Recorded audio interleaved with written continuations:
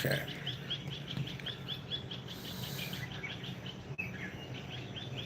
There we go. All right.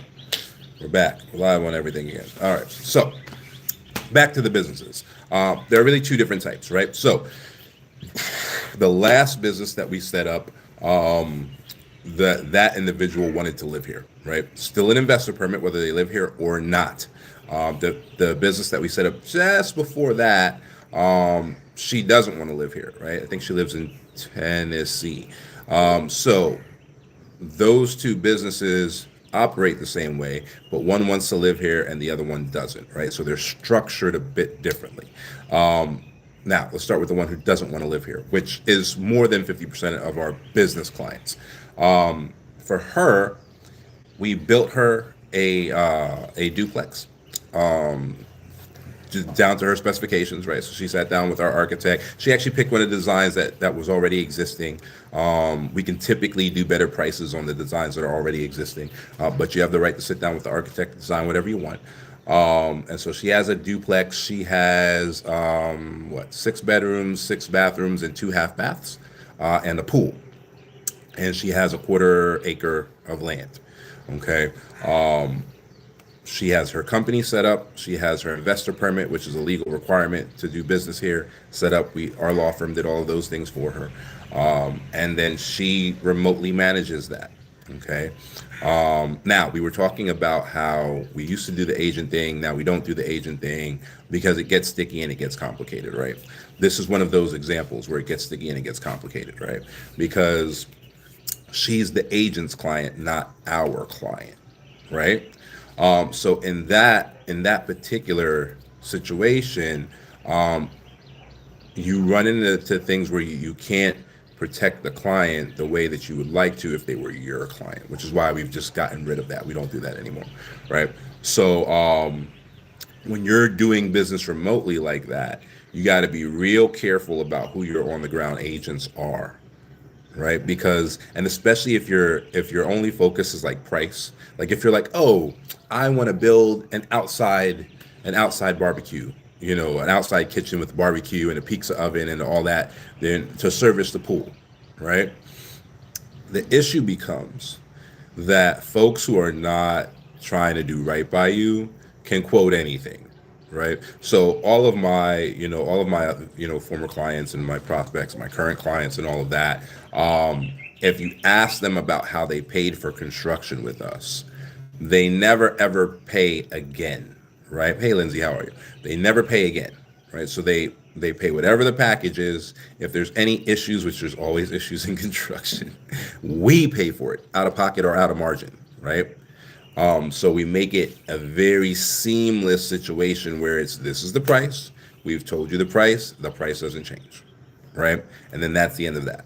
So it's really super easy for like a local person that you really don't have any connection to, that you found on the internet or you found on wherever, to say, oh, well, if the quote for the outdoor kitchen is, I don't know, $10,000, right? Oh, well, we'll do it for 5. Oh, that sounds great. They'll do it for 5. Mind you, you're not on the ground. This is a remote business owner. They can't check licensing. They can't check qualifications, none of that. So what happens halfway through the build? Oh, somebody jumped the fence last night and stole all the concrete. We have to buy more concrete. That's going to be another $2,000. Oh, okay. Oh, right now people are stealing metal because metal's expensive. They're stealing the metal and they're recycling it. That's going to be another $2,500 because they stole all the rebarb. We can't make the structure without the rebarb, right? You're already over the original quote, right? At this point, you've already exceeded the amount of the original quote, right? The other thing is when you're not there, unfortunately, unscrupulous tradesmen will steal stuff, right? So you're supposed to mix, cement and sand and rock, to make solid, concrete and all of that stuff. Well, they might skimp, on the cement. They might skimp on the sand. Well, now, especially since the structure you're not living in. Remember, it's like an outdoor barbecue area, right? So it's like a table and there's some bar stools and then there's a pizza oven back here and there's a place for a stove and then there's a prep area and there's a sink, right? So no one's living in the structure, right? So if you skimp on the materials, people won't notice for quite a while. All right. But when they do notice, that structure might fall on top of somebody and it's your Airbnb, right? So guess who's going to be liable for that? And you'll never find those people again, right? So that's the difference. If you're going to be doing remote business like that, that's the difference between, dealing with somebody who can get things done for you and like trying to find like some random local person and doing whatever. So what ends up happening sometimes when you have the agents is the agents are maybe trying to increase their upside or whatever, and they'll do that. Like they'll come out here and visit because the agents typically aren't from here either, and they'll try to find some random person who can, charge less, and then they end up with a crappy situation. And in those situations, we almost just have to let them be. We almost just have to let them learn the hard way because they weren't our client in the first place, right? So that's why we just got rid of that. People can refer us clients, and then they're our clients, and then whatever. But we're not doing the agent thing anymore. So that's one side. You have that remote business. The remote business is operating from abroad. We build out the structure for them, and then we'll execute whatever business plan that they want executed. And that way they have somebody to hold accountable and everything stays, on the level. The other type of business owners that come out are business owners that are going to run a business and they're going to live here. Oftentimes that means they're going to live at the business. So we have to design them a structure that has like an owner's apartment, an owner's penthouse, and sometimes we get in a situation where there can just be like an owner's condo type of thing going on. The last one of those we did is an 8-unit, right? So it's just a long rectangular building with 2 stories, 4 apartments on each story, and then one of those apartments the actual owner lives in. So the owner lives there. The tenants don't know that they're the owner, which is a smart way to do it. You don't want people knocking on your door at 3 a.m. with a problem. You want them to call the property manager. That's what you pay the property manager for. But the owner lives there. And so though obviously those rents sustain the owner, right? And so to that owner, he doesn't even really think about it as a business. It's not really a business to him. It's just his like covering his basic expenses, right? And so what he did was he covered his needs with investments, with very safe investments called government bonds. So he has enough government bonds, then they're 20-year bonds, so they pay out for the next 20 years guaranteed by the government to cover his basic needs. So all his basic needs are covered by those investments. And then his active investment, real estate is not passive unless it's a REIT or a syndication. And it's only passive in a syndication if you're the limited partner, right? So real estate is not a passive investment. I don't care who says that, they're lying. So his active investments include that real estate. And then that takes care of like his wants, so to speak. And then he has some other investments, some funds and money market stuff and all of that going on as well, right? So that's typically the way that people who want to be safe do it. Now, there are some people that like to ride the wave. I guess they're adrenaline junkies or something. But there are some people that got all their money in super risky stuff, right? All power to you. I hope that works out. But the people who want to be, safe, those people try to cover their basic needs with safe investments like bonds, and then they can go get dicey with their wants, right? The real estate's a pretty strong investment, also because you can borrow pretty easily against it.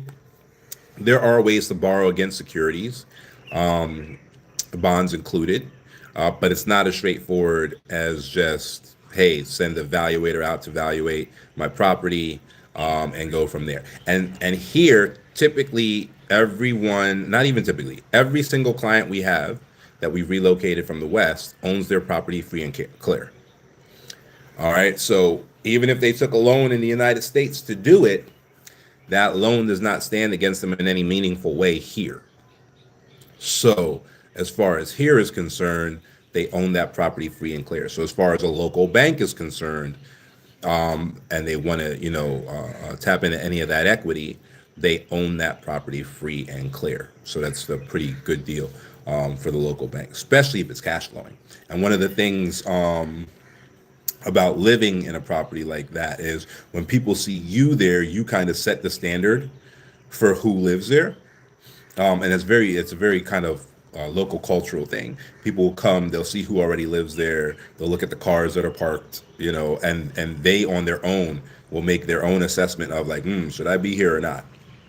And so his entire apartment complex, very small apartment complex, is actually filled with expats because they come there, they notice, he's a black guy, but they notice he's not Kenyan, right? So they notice that he's, a foreigner to some extent. They see his car. He got a car through us, so he's a brand new luxury SUV. So they see his car, and they see it's not a used car. They see it's a brand new car, and like only people at that level have approached. And there's no screening process. Like they do this themselves, right? It's a cultural thing. So people like of the same class prefer to live next to each other. So he has, a bunch of tenants that are paying in dollars. So he's essentially still making money in dollars because those are the folks that were attracted to his place. It also matters where you decide to do things, right? Like with him specifically, he built that complex in Deanna Beach.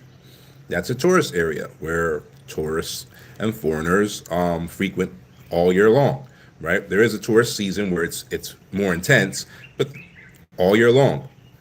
And so I think his smallest contract at his place is 2 years, and they pay the 2 years up front, right? So the smallest contract he has, they're all long-term contracts. He has someone that has paid for 2 years. And even some of these people, they're not even there the entire time they paid, right? They may do business here in Kenya, and so they come every 3 months, right? And they're here for 6 months a year, and they pay for an entire place for the entire year. And they're only here 6 months out of that year. So the wear and tear on the property is low, but he's already been prepaid, for 2 years of rent, which is very kind of standard out here to pay at least, 1 year in advance is very standard. And so these corporate type of contracts, these folks still get paid. I think the highest one he has is up to 5 years. So 5 years in advance, the company just paid 5 years worth of rent for an executive, to have a place. It happens to be what's called second row. So if you're in Deanna, there's Deanna Beach Road, right? Which is the road that separates the first row, which is the beach, from the second row. A little bit on the other side of that road is still technically first row, but not much. And then second row is on the side of that road that's not beach. And then behind second row, which is maybe like 2 acres, deep, behind second row is like third row, and everything else is essentially third row. Right. And so it's just about how close you are to the beach. So the company that did the 5 year, they happen to be first row. It's like a beach resort. And I think it's the executive chef or something like that. Right. So the executive chef lives in this apartment across the street, from the resort, and they just paid for the next 5 years. Right. So those opportunities are definitely alive and well, and something to tap into. The biggest key to entering as a business person is capital, right? They do not play, with hopes and dreams. So in order to enter as a business person, the requirement is that you have to deposit $100,000 in a local bank account, right? You don't pay it to anybody. You don't lose that $100,000. Anybody who's doing that is scamming you. You're not paying $100,000 to the government. You're not losing $100,000. It's in your bank account. The government will access the bank account and check to make sure that the $100,000 is there. They access it through you, right? They're not sneaking around in the back door, whatever. They'll get a bank statement that is sealed by the bank, right? So essentially a notarized bank statement that's notarized by the bank. And then they will call the bank and they will say, okay, I'm holding a notarized statement for this account number.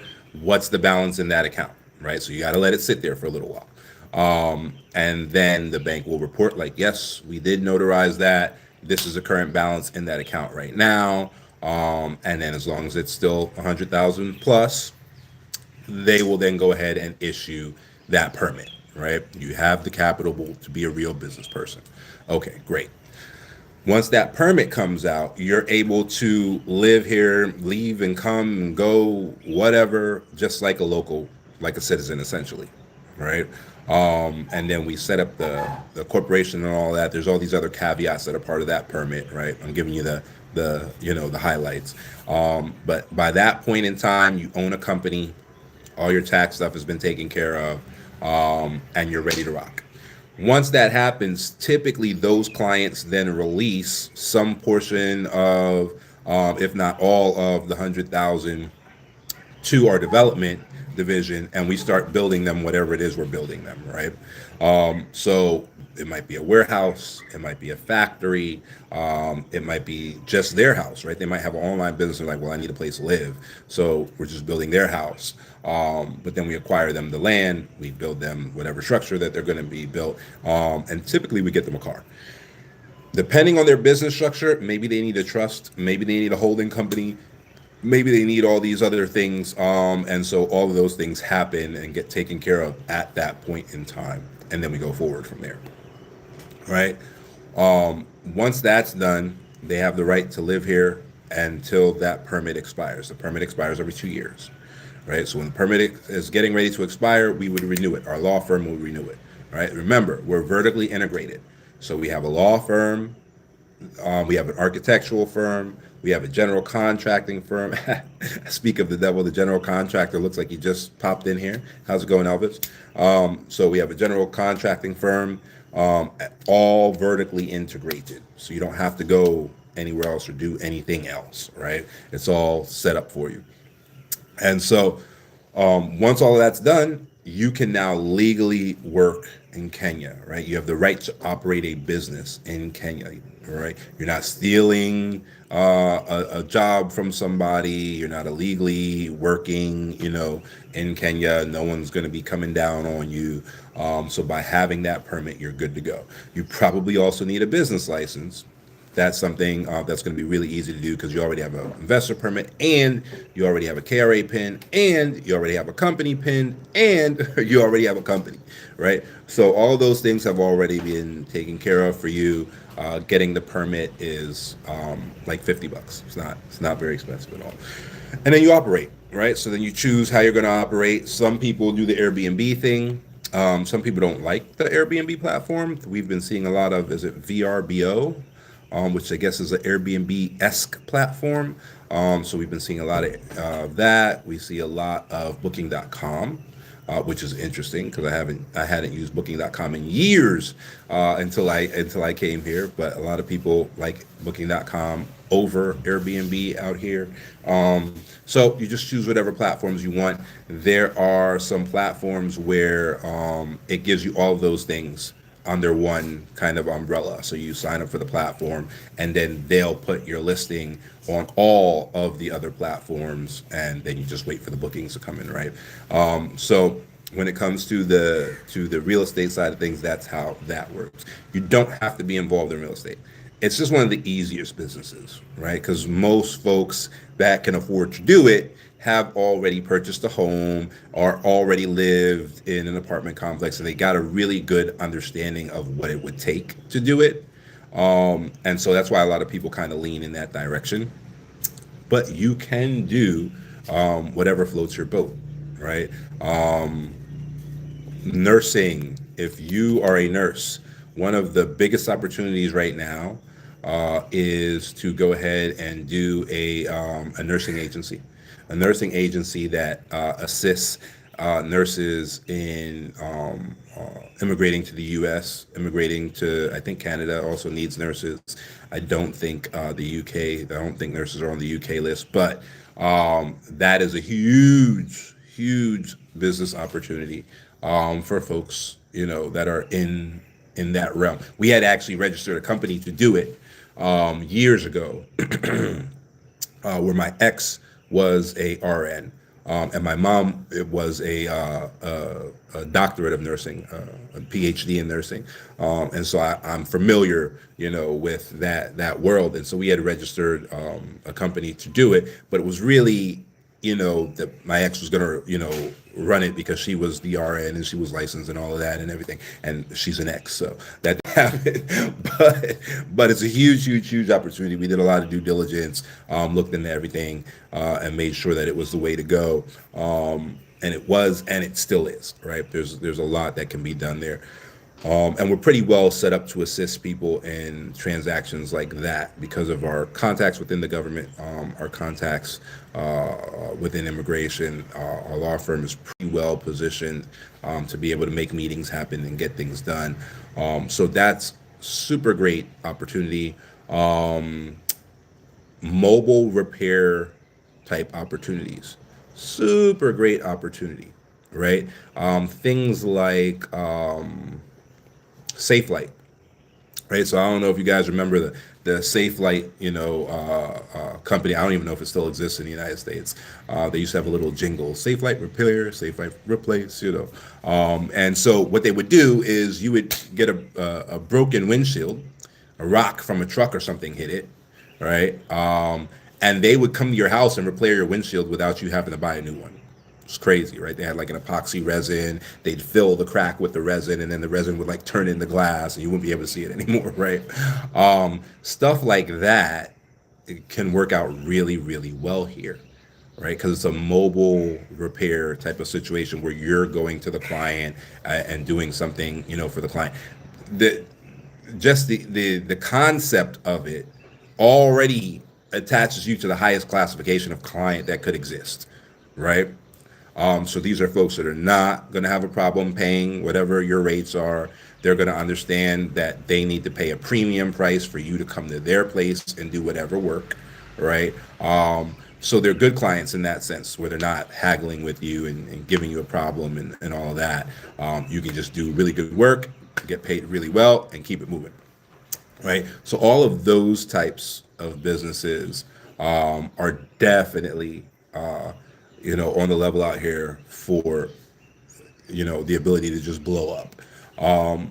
So especially if you've worked for these places before, like if you've been an employee of SafeLight or you've been an employee of AAA or any of that type of stuff, bringing those kind of mobile will come to you services out here is as close to a sure thing as you can get. You know what I mean? No sure things in business, but it's as close to a sure thing as you can get. Because those services just don't happen as a regular business out here. Those things happen out here if you're well known and well respected, right? So like if my car breaks down, I call the garage, they send someone to my house, pick up my car and do whatever, right? Because they know me, because we do cars as part of our packages, right? So when the car has a maintenance issue, which all cars have to have maintenance issues, there are certain garages that we trust and that we do business with. So now, this garage, we've given them 50, 60 cars, brand new cars to do maintenance on that belong to, our clients. So when we call, they respond a little bit differently, right? But that's not access that people in general might have with that garage. And there's no one like that. There's no one that I can call that will come here, to me and do work at my estate, without me having to leave and blah, blah, blah, blah, blah, right? So that entire industry, that concierge service industry is wide open here. So for, business people that are looking to get into something and execute and scale quickly, that whole industry is kind of wide open to them. All right. So those are essentially the two kind of major forms of business owner that operate here. Now, there are also workers who operate here. There's a couple different types of those. You can get employed, which is literally the cheapest way to get out here because your employer has to handle everything. There may be something in your employment contract where you have to pay it back, though. But that typically only applies to specialized people, right? The education levels here are equal, if not better, to the United States. So regular stuff is not like they have a lack of engineers or a lack of, whatever. It's not that kind of country, right? So you have to be super specialized. Are you a brain surgeon? All right, well, maybe they don't have the exact type of brain surgeon, specialization that you are. Do you do specialized, surgeries with robotic surgical equipment or something like that? That's super specialized, right? So that's the type of stuff that people typically will be hired for. Are you executive level management in your company? And is that company in existence here? Right. So we had somebody who was an executive account manager, I believe, for a security company called Allied Security. Well, Allied Security is owned by, or Allied Security owns G4S, right? So they were an executive manager for Allied Security. Allied owns G4S. G4S operates here. There's no Allied Security here, but when you see a G4S security guard, it says G4S and Allied Company, right, on the patch, right? And so because they were an executive level manager, they expressed that they wanted to live here. And a transfer, some kind of internal transfer happened, and they were transferred here, right? So that's another way to utilize a work permit if you want to utilize a work permit to get down here. But the company has to be represented here. Large companies that are represented here, Chick-fil-A supposedly just opened a couple restaurants. I haven't seen them yet. There is one Wingstop, one Cinnabon. I think there's a couple Burger Kings. There's a bunch of KFCs. There's a Cold Stone Creamery. There's a couple of those. What else is there? Ashley's Furniture. Ashley's Furniture's out here. We actually had somebody from Berks County, Pennsylvania, that worked for Ashley's transfer out here within Ashley's. But Ashley's, it's like a whatchamacallit? It's like a franchise almost. There's another company that has the right to Ashley's out here, but they were still able to make a transfer happen. So there's that. Who else is out here? Some of the insurance companies are out here. So like Aetna Insurance is out here. There's another UMPC is out here. So if you work for the insurance companies, you might be able to do a transfer. And if you're like a specialized, highly skilled teacher, English is the national language out here. So it's not going to be like a Chinese situation where you go teach English because you're a native speaker. You don't even have a teaching degree. That's not going to fly out here, right? So if you're a specialized teacher, or you can teach some kind of specialized curriculum, the international schools are essentially allowed to choose their curriculum. So you have international schools that teach the British curriculum. You have international schools that teach the U.S. curriculum. You have international schools that teach the French curriculum. I believe there's a Sino Academy that teaches the Chinese curriculum, right? So there's all of these international schools can essentially choose the curriculum that they want to use. So if you're specialized in a specific type of curriculum, you may be able to work at one of the international schools, right? So those are kind of your major ways to access the work permit. You have to be hired in order to access those, right? You cannot create your own company and get yourself a work permit, right? It might even work out at first, but you're going to fall flat on your face in the end, right? And you may be charged with fraud. So you can't do that in this country. I know in some countries that is the way to do it, right? Like in China, that is the way you do it. And they know you're doing it that way, and that's the proper way to do it. That is not the case here, okay? So work permits have to come from a legitimate Kenyan company, and then they have to go through that process of proving why a Kenyan couldn't do the job. Same type of thing as in America, right? Their job is to make sure you're not stealing work from a local person. And then you go forward from there. So the investor permit is you are creating the work. You don't have to prove you're not taking anything from anybody because you are creating the company.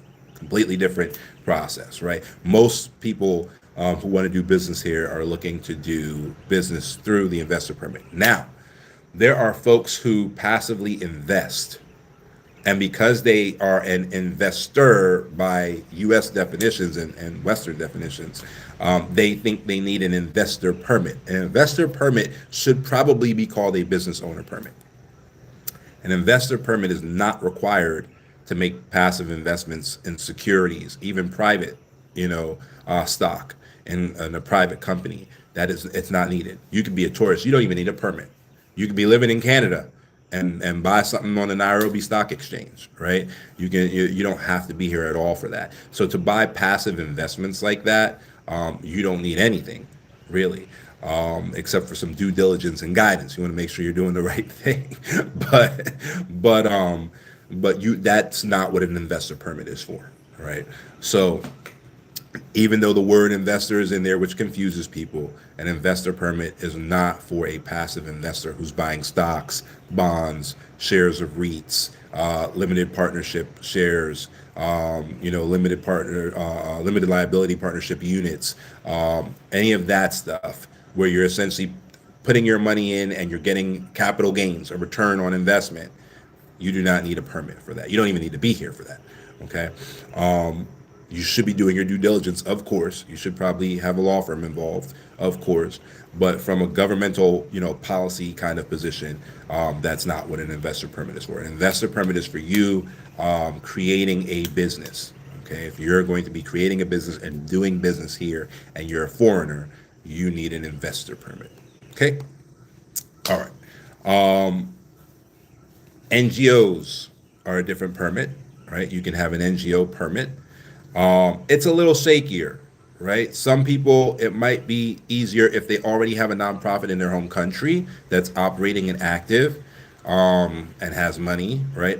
Then it might be a little bit easier to open up a branch of said nonprofit and then take that to the NGO board and show what the nonprofit has done, over the last years, and get the NGO board to say, okay, cool, you're an NGO. Maybe, right? Depends on your background. But to create a nonprofit for the purpose of like coming here, not so much, because the NGO board is still going to look at it and be like, well, what have you done? Where's what are your charitable events? What charity have you performed, for the community in the past, right? And so it's not going to work out for you.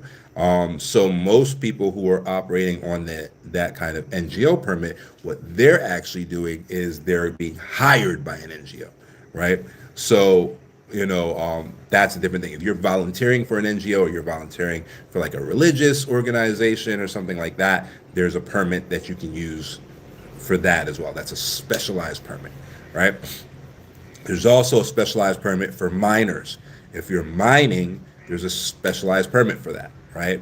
We've done one mine in all the years that we've been here, and that's it, right? So, and those were aquamarine. Those were aquamarine miners in Meru. Aquamarine comes from a place called Meru. It's not the only place it comes from, but in Kenya it comes from Meru. So, if you're a miner and you're going to go through that process with the government and get licensed and then you can have a mining permit, right? So those are the ways that business owners and the business owner permits really kind of click. I guess there is one more, the rarest of permits. There is a special permit. That's just what it's called, special permit. And that special permit has to be issued by a cabinet secretary, all right? So a very high level government official, right? And in order for them to issue that permit, they have to what's called gazette it. So essentially they have to make public notice in the legal journal. So all the lawyers will look at it. The Kenyan version of the ACLU, if they want to challenge it in court, everybody gets to see that this special permit is being issued. And the special permit is issued really for exceptional people who can really do something exceptional for the country, right? So if you think about like, let me think, Akon, right? Now the Akon City thing has kind of been a flop, right? Okay, fine. But before the Akon City thing, there was like Akon Power or something like that. I forget what it was called. But he installed these solar fields and provided I want to say he provided electricity to like 1 million Africans, right? So he did like really good work with this initial kind of venture, right? Now, if Kenya was in a position, which is not, but if Kenya was in a position where a significant amount of its population was without energy, and Akon was like, listen, I can come fix that problem, and maybe pull like an Elon Musk, like how Elon Musk did with Australia. I'll come build the gigawatt, factory, and if it works, you pay me. If it doesn't work, I leave it there for free, right? That's the type of situation where a cabinet secretary could pop up and say, okay, he's not going through all the hoopla of the permit stuff. What he's doing benefits the Kenyan people. We're going to do a special permit. We're going to announce it to everybody. So if somebody got a problem with that, they can fight it and whatever. We're going to do it that way. Right? Doesn't happen often. I've actually never seen one. It's listed under the law. You can do it, but I've actually never seen one. Right? But that's the type of thing that a special permit would be used for. This person is coming in to benefit everybody. We're not going to make it hard for them. Here's a special permit, essentially issued by by the presidential office directly. And then there's this great kind of political concept in Kenya called public participation. That's why these things are always posted, right? And so there's a political concept that if the people don't want it, even if it's good for the people, which we've seen a lot of people voting against their best interests lately and that type of political operation. So there's kind of a mechanism that, like, if you really want to fail, we'll let you. If that's what the people decide, that they want the thing that's not good for them, they get participation, they get public participation. And if they choose that the best thing for them is not what they want, then they can eat that, right? Which is cool. Like it's a realer democracy that I'm used to. I'll say that. So that's the way that process operates, and those are essentially all the ways that people can engage, business wise with Kenya. And I can't think of anything that I've missed, but if you guys got any questions, now's the time to ask them. Maybe you'll jog my memory. But that is essentially the way that business operates here. So to get hired, you would need a work permit. To open your own business, you would need an investor's permit. You technically cannot go get a job with an investor's permit. And you cannot open a business with a work permit. So they're not interchangeable. Both of those permits lead to permanent residency, by the way. Neither one of those permits is a direct path to dual citizenship. Only a ordinary residency permit is a direct path to dual citizenship. But an ordinary residency permit does not allow you to work. A lot of people call it a retirement permit, or worse yet, a retirement visa. Neither one of those descriptors are accurate in the least. It just so happens that if you are retired, you typically can qualify for that permit because you're retired, right? But it is not a retirement permit, it's not a retirement visa, it's not a retirement anything. It's just that if you happen to be retired, there's a very, very large chance, I'd say like 99%, that you qualify for it. Retirement is a pathway also, right? Well, yeah, but not business, right? So relocation-wise, pathway, absolutely, right? So that first little segment, and I guess we can switch away from business now, especially since no questions are coming up on that. But from a business standpoint, retirement's not a business pathway, right? So I was going through all the business pathways. Now, non-business pathways, retirement is a pathway. Retirement almost always qualifies you for a Class K permit, which is an ordinary residency permit, right? That's what it's called. Now, if you have an ordinary residency permit, that ordinary residency permit is a direct pathway to dual citizenship. It's the only direct pathway to dual citizenship, other than, I shouldn't say only, it's one of two, other than marriage, right? Marriage is also a direct pathway to dual citizenship. We never recommend it, though. If it's all you got, I mean, get in where you fit in, I guess, right? But we never recommend it because you need 7 years to get to dual citizenship, no matter what you do. Whether you marry, whether you have ordinary residency permit, you need 7 years. to get to dual citizenship. So what happens when you hit that 7-year itch and something's going wrong in the marriage, but it's now time for you to apply for dual citizenship, right? They would have the ability to jack that up, right? And then you'd have a problem. And then your time might start over, depending on exactly what happens, right? So for us, we always recommend that folks just get their ordinary residency permit, married or not. If the marriage works, great. If it doesn't work, it doesn't kill your 7 years. You still have the ability to process your dual citizenship on the basis of being an ordinary resident for 7 years, right? So it ends up just being a way to make sure that you're not at the mercy of anybody else to get your dual citizenship. Especially our generational wealth clients, they never, whether they're married or not, never, ever, ever do they depend on marriage for anything, right? So because for them, they're also building a passport portfolio. So for them, it's a strategic decision to get a Kenyan passport, and they're going to use that strategy to push their family forward in some way. So typically, there's a greater strategy that includes other passports, right? So the last one that we did, for example, that client strategy is robust, and I love it. And so, yes, they got a Kenyan passport, but at the same time, they got a Vanuatu passport, which most people don't even know that country exists. But it's a great country to use strategically for certain things. So they got a Vanuatu passport at the exact same time that they got a Kenyan passport. And in about 4 years, they'll have a Seychelles passport. Right. So these are all things that their kids, can get. Me Beckford says Vanuatu is the best. It is. I love Vanuatu. But that's another live, I guess, unless people start asking questions about it. But yeah, so portfolios are super important as far as generational wealth creation is concerned, to make sure that your family can survive anything. Right? There's a lot of families that got, for example, wiped out in World War II. Right? World War II came, a lot of, the great rich families, a lot of them got wiped out.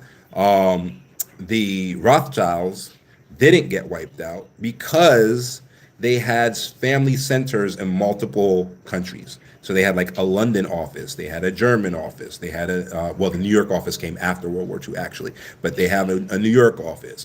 They had a Sydney office, and I want to say they actually had a Kenyan office, right? And so they had these like branches of their family all over the place, and about half of the family got wiped out, right? But because of that passport portfolio type of situation, that the family in total was able to survive, right? So that's what you're looking at with the passport portfolio thing, and the generational wealth and creating family dynasties and that type of stuff.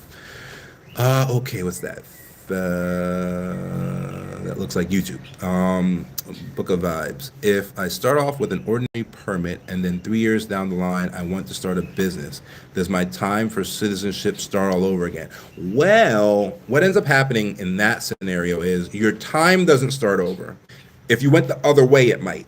So there's that. But your time doesn't start over. You would actually lose the path to citizenship. So your path would be the path to permanent residency, right? Because as soon as you switched to an investor permit to do business, then you would now be on the permanent residency path, right? And so at that point, and so permanent residency is all but citizenship, right? So the difference between a permanent resident and a citizen is, number one, a permanent resident can be dismissed from the country, right? So that's number one. You're not a citizen, so you can be asked to leave. Number two is an issue of land, right? So the Kenyan Constitution says that Kenyan citizens, whether naturalized or not, Kenyan citizens can own land in freehold, okay? Non-citizens can have a 99-year leasehold. A leasehold is not a lease. So many people get scammed with this leasehold thing because where they come from, a lease is like renting. It is absolutely not that here, right? So there's a lot of people. We actually just had a law client, a recovery client that didn't relocate here with us. I guess they did it on their own, and they paid full price for a lease because they heard the word leasehold. They didn't hire professional, experience. They used Google and Chat GPT, and leasehold kept popping up everywhere. And so they're like, okay, I will sign this lease. We'll sign a lease for 99 years and pay $280,000 for this lease for 99 years up front. And they're retired, right? They're not going to be alive for 99 years, right? A leasehold, you own the property like anyone else owns the property, right? A leasehold is you own that property for 99 years and you have one automatic renewal. So you own it for 198 years. As long as you renew on time, there is no mechanism to deny your renewal. Okay, and what that's there for is to make sure that foreigners don't buy up all the best land and block Kenyans out, which is what the British did, right? That mechanism is in place so that colonizers can't steal the best land from Kenyans forever. That's the only purpose of it, right? And so if you've been in Kenya long enough, you should either be a dual citizen or your kids should have been born Kenyans, right? So the mechanism breaks down if you're actually relocating to Kenya. Eventually you overcome it, right? So if you become a permanent resident, your ability to overcome it has now been restricted to a certain extent. You can still then become a dual citizen via marriage, right? So if you find love here or something like that and you're married long enough, boom, you can still come back in and do the dual citizenship. You can apply for dual citizenship through being a permanent resident. It's just harder. It's not a direct path, right? So now you're essentially putting yourself at the discretion of the customs agent as to whether or not you should be granted this naturalization. That's the difference. When you do it as an ordinary resident, it's a direct path, right? And there's not as much scrutiny because remember, as an ordinary resident, you do not have the right to work. So you have just proven to the government that you can live here fine and you can support yourself fine for 7 years without working at all. Right? And so then boom, yep, you can be a citizen. You're not a strain on the system in any way. You've proven, you put your money where your mouth is essentially, you're good to go. So that's why it's a direct path. What about children? Is there a citizenship pathway for them? If your children are with you, they're dependent on your permit, right? So it's called a dependent pass. You'll hear that, in immigration circles.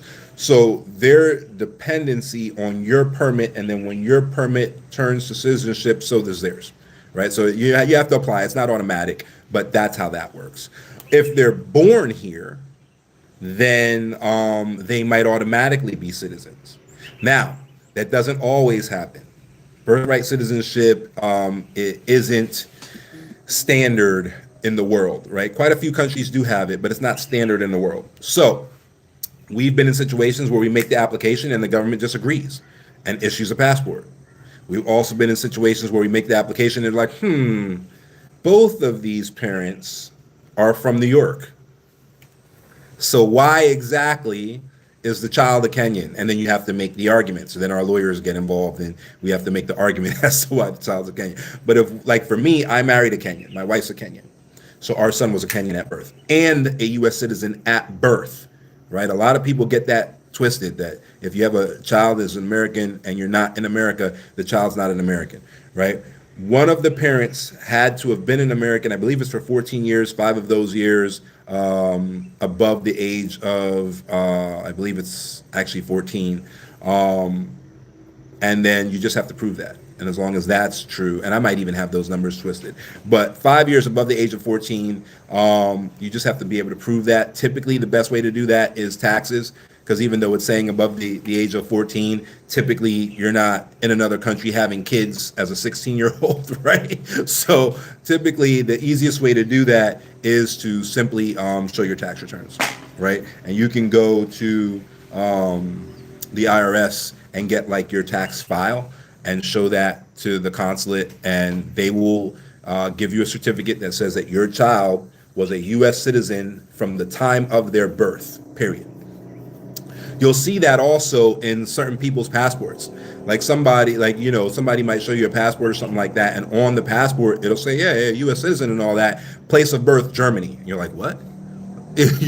My son's passport, it says place of birth, Kenya, right? But he has a Kenyan passport. He has a U.S. passport. He has an Eastern Caribbean passport. So he has a bunch of passports. He actually has more passports than me, which is the point of a passport portfolio in a generational wealth setting. Each generation should have greater access than the last, right? And that access is to the capital markets that are reserved for citizens, right? So most countries, part of their capital markets are reserved for citizens. So you can't access those markets in the same way as a foreigner. Typically, a foreigner has to pay more to access those markets if they can access them at all, right? So like central bank accounts, like we have central bank accounts with the Central Bank of Kenya, and that's how you buy Kenyan bonds, right? In certain countries, you cannot get a central bank account unless you are a citizen, right? You have to go through a brokerage. You can't access it yourself, okay?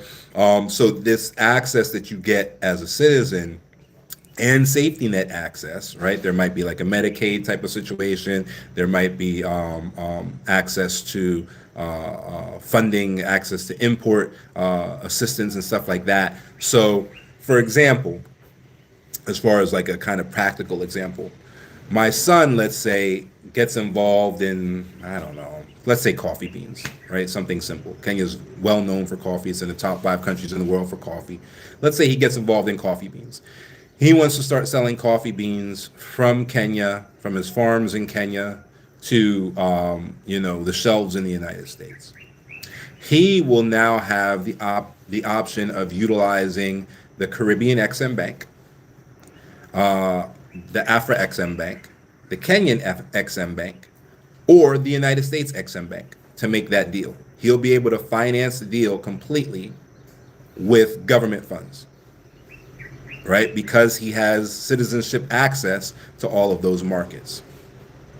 Right? You see the difference? His competitor, who's only Kenyan, can't do that. He might be able to access the Kenyan XM Bank or the Afra XM Bank, maybe, and that's the end of it, right? He doesn't have access to the Eastern Caribbean XM Bank. He doesn't have access to the American XM Bank, right? And then through American treaties, my son might have access to the Irish XM Bank and the UK XM Bank, and all of these other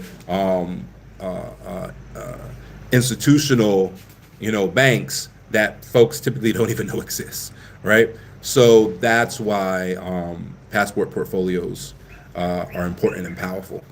Do these rules change with each president? Tanzania has me nervous. Tanzania is a daggone mess. They don't change with each president typically, but that's one of the big things about due diligence. We were telling people for years, Tanzania is not it. We had a couple clients that, oh no, Tanzania is a vibe, I'm gonna go there instead of Kenya. Now Tanzania has restricted foreigners from being able to operate in over 15 classes of business in their country. Tanzania has also just restricted foreigners from being able to inherit. So think about that. Foreigners can't inherit land. That means their father's a Tanzanian or their mother's a Tanzanian, right? So that means that if you're a Tanzanian and your children get to go to Harvard and your children become naturalized U.S. citizens, right?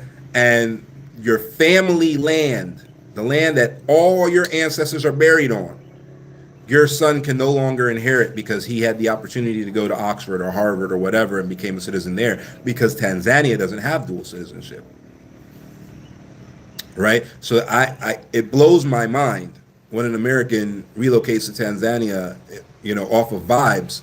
And I guess if they're just retiring and they want to die there and enjoy their life up until that point, I guess it doesn't matter. But we have so many clients that are building generational wealth and that are like strategizing that it blows my mind every time I see it. But yeah, Tanzania should make you nervous. We wouldn't recommend, and not, again, it's not for any kind of I don't like them or an emotional reason. It's the due diligence. It's the things that they're doing. Even the rules that they just, created with foreigners not being able to operate in those 15 classes, it violates the East African Federation. because East Africa was the closest part of Africa to the United States of Africa. They were the closest ones there. So they have free business across borders within East Africa. They have free movement across borders within East Africa. Well, Tanzania just screwed that up because now all the other East African countries can do business within all the East African, countries freely, except Tanzania because they're considered foreigners, even though they're part of the East African Federation. So they're also blocked from those 15 classes.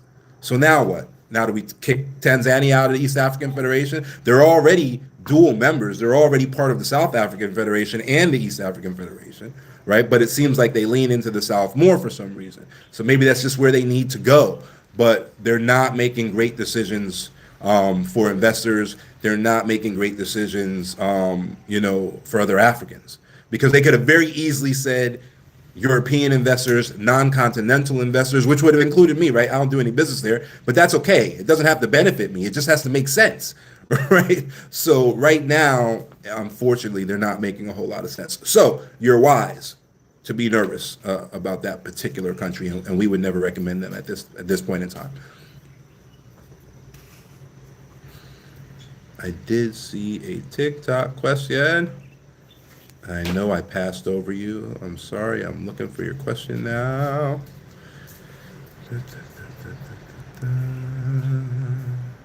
Let's see. Oh, so how do you know? The due diligence is actually way easier than you think.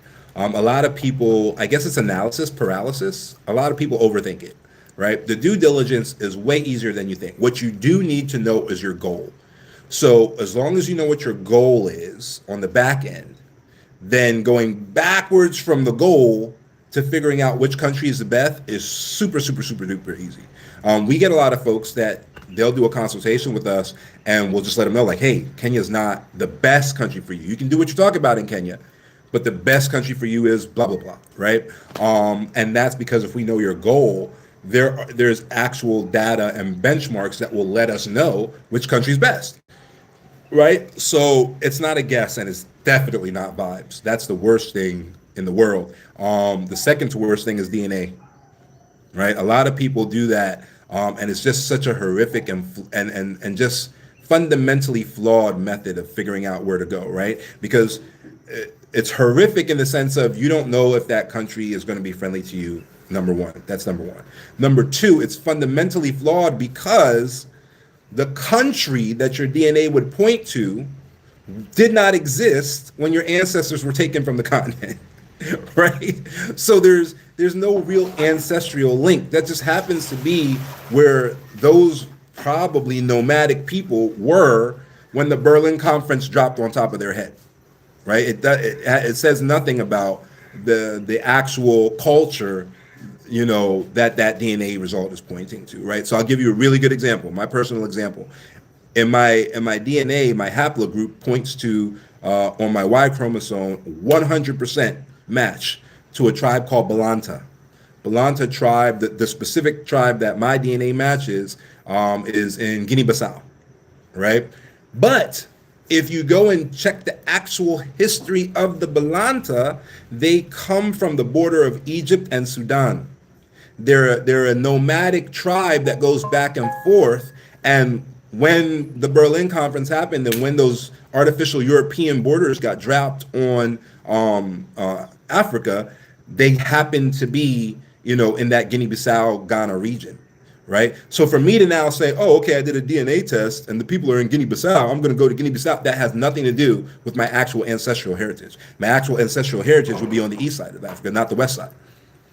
Right? So it's just a flawed methodology all the way around, right? So don't do that. Go to the place that's going to support your goals, not just allow them, support them, right? So, you can be in a situation, like for example, we had an IP firm come through and they wanted to come through the Kenya. We told them, no, go to South Africa because South Africa supports intellectual property in a way that Kenya does not. The best IP laws on the continent of Africa, hands down, are in South Africa. Just because we only do business in Kenya, we're not going to try to convince you to come to Kenya so we can, take some money from you when it's not the best place for you to do business, right? So if you know what your goal is, it's incredibly simple to figure out which country is best. So if you're having trouble figuring out which country is best, then check and make sure that you know what your goals are. What is needed to apply for loans in the U.S. to fund a business in Kenya? Okay, so typically when you apply for loans, you do not need to disclose what the loan is for, right? There are specialized loan products, right? Like mortgages, right? Specialized loan products like mortgages might have a requirement that they come out and see the property, right?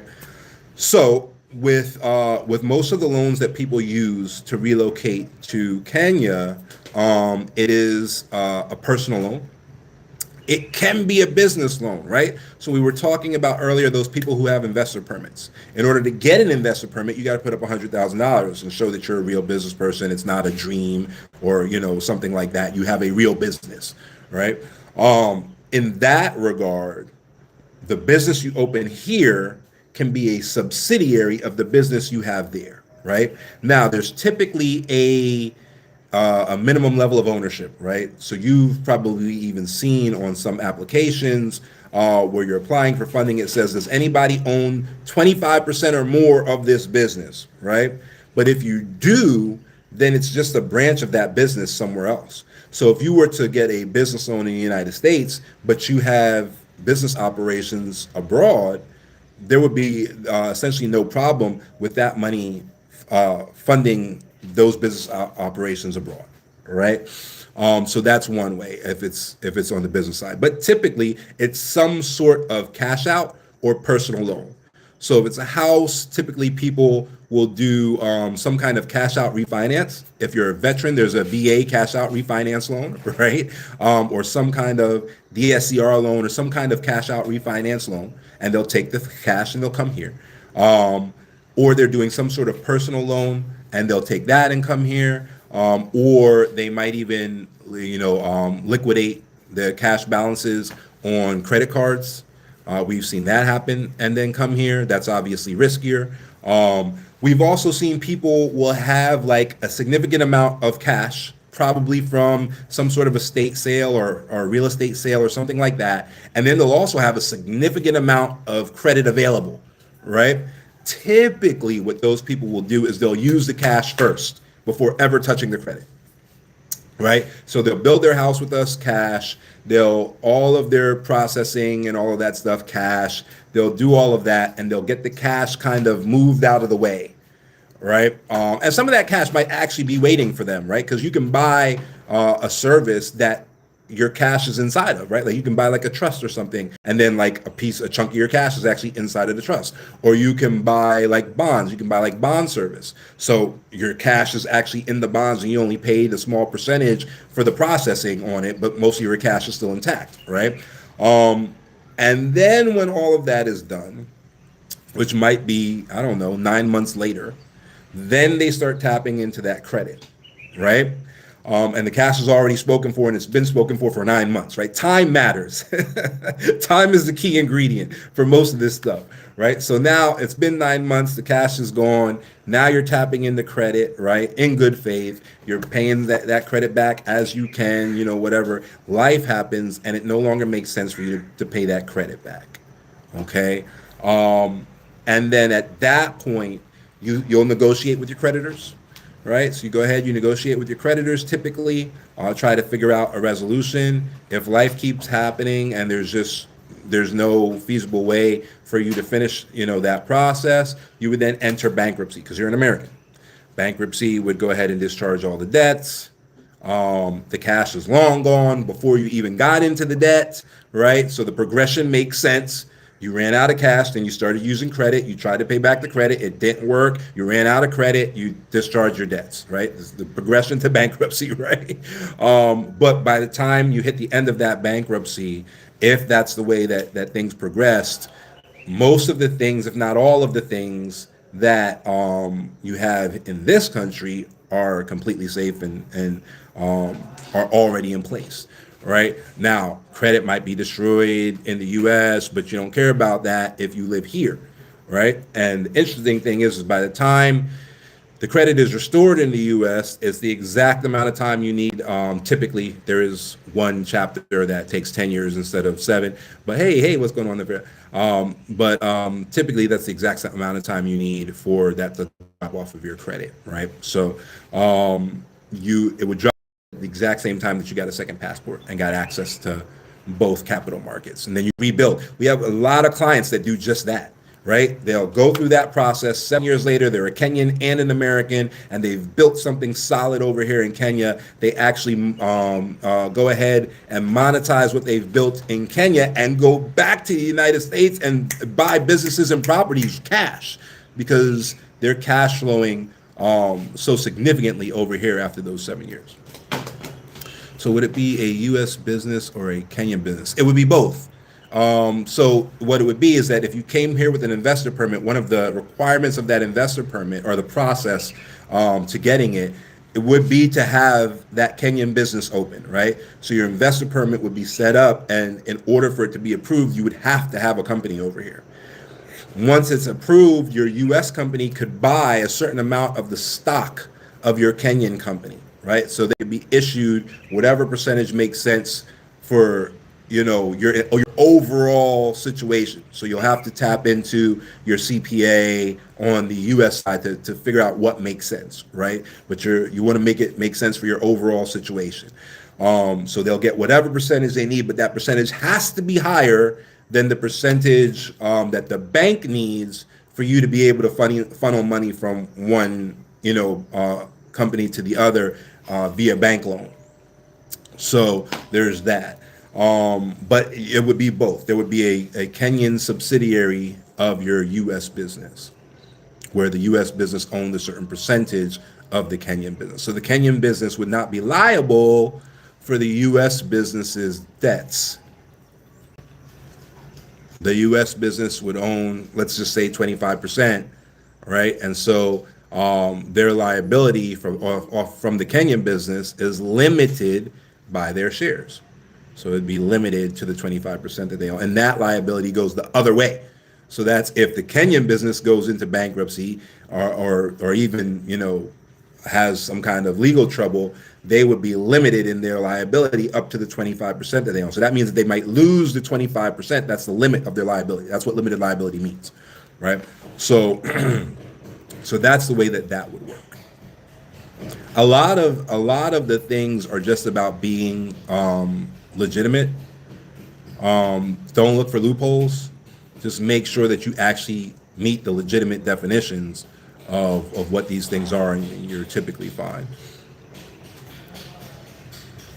Hopefully that answers your question. Book of Vibes. All right, I think I saw another TikTok question. Let's see here. No, I don't see it. Oh, it wasn't a quick. It was just you saying hi, Nefera. Was that it?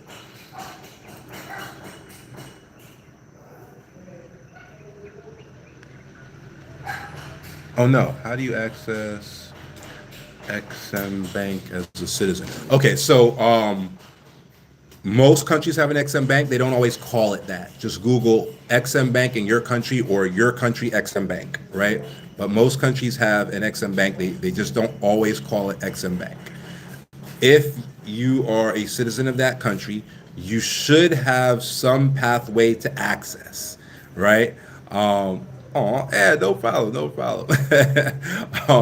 You should have some pathway to access, right? And so that pathway might be restricted to business, right? So you might have to open, whatever that country's version of like a limited liability company is. It may not be. You may be able to do it as a sole proprietor, okay? Typically what your XM Bank does, XM stands for export-import, right? The XM Bank of the United States of America is a department of the government. Your tax dollars are funding that bank. Some countries have two. One is private, where your tax dollars don't fund, and the other one is typically public. When there's a country and they have two XM banks, typically one deals in corporate only, and the other one deals in citizenship stuff. And there have even been situations where there's two Exim banks, one deals in corporate only, and the other one deals in government only, right? So there is no direct citizenship access, right? But the Exim bank, their kind of goals will be posted on their website. For America, it's xm.gov. And if you fit that criteria, you can do a deal. We had a guy who did a deal here, an XM Bank deal. It was the first deal he had ever done in his life. He had never done business before. His first deal was $1.27 million. And that was transporting Kenyan coffee beans to boutique coffee shops in the United States. Took him 18 months. Like I said, he had no experience. He didn't know how to do business. He hired us to do the business plan and all of that for him, and to get that rolling took him 18 months to get purchase orders, right? Typically, the XM Bank will have a way for you to gain access to the funding without credit. Purchase order funding is that way. There are other ways, I believe, as well, but he got purchase orders, which are not legally binding, so most companies have no problem giving them to you. And so he did purchase orders for, I want to say it was 19. I want to say it was 19 different little coffee shops. I could be off there. But he did these purchase orders. He submitted them. The bank did their due diligence, and it's like an SBA loan. They back the loan through some other regional bank or whatever. The other cool thing that happened was all of those coffee shops got an offer from XM Bank for working capital, which they didn't, previously have access to. So they essentially used an XM Bank line of credit to purchase the coffee beans anyway, right? And so that was a great deal for him. He was a Dunkin' Donuts worker. Like, he moved to Kenya after working at Dunkin' Donuts, and that was the only kind of intro to coffee beans that he had. He made friends with coffee farmers in Kericho and Kisii, and there was somewhere else that he went, and made friends with these coffee farmers and had access to the coffee beans, and then made those deals and did $1.27 million on that first deal.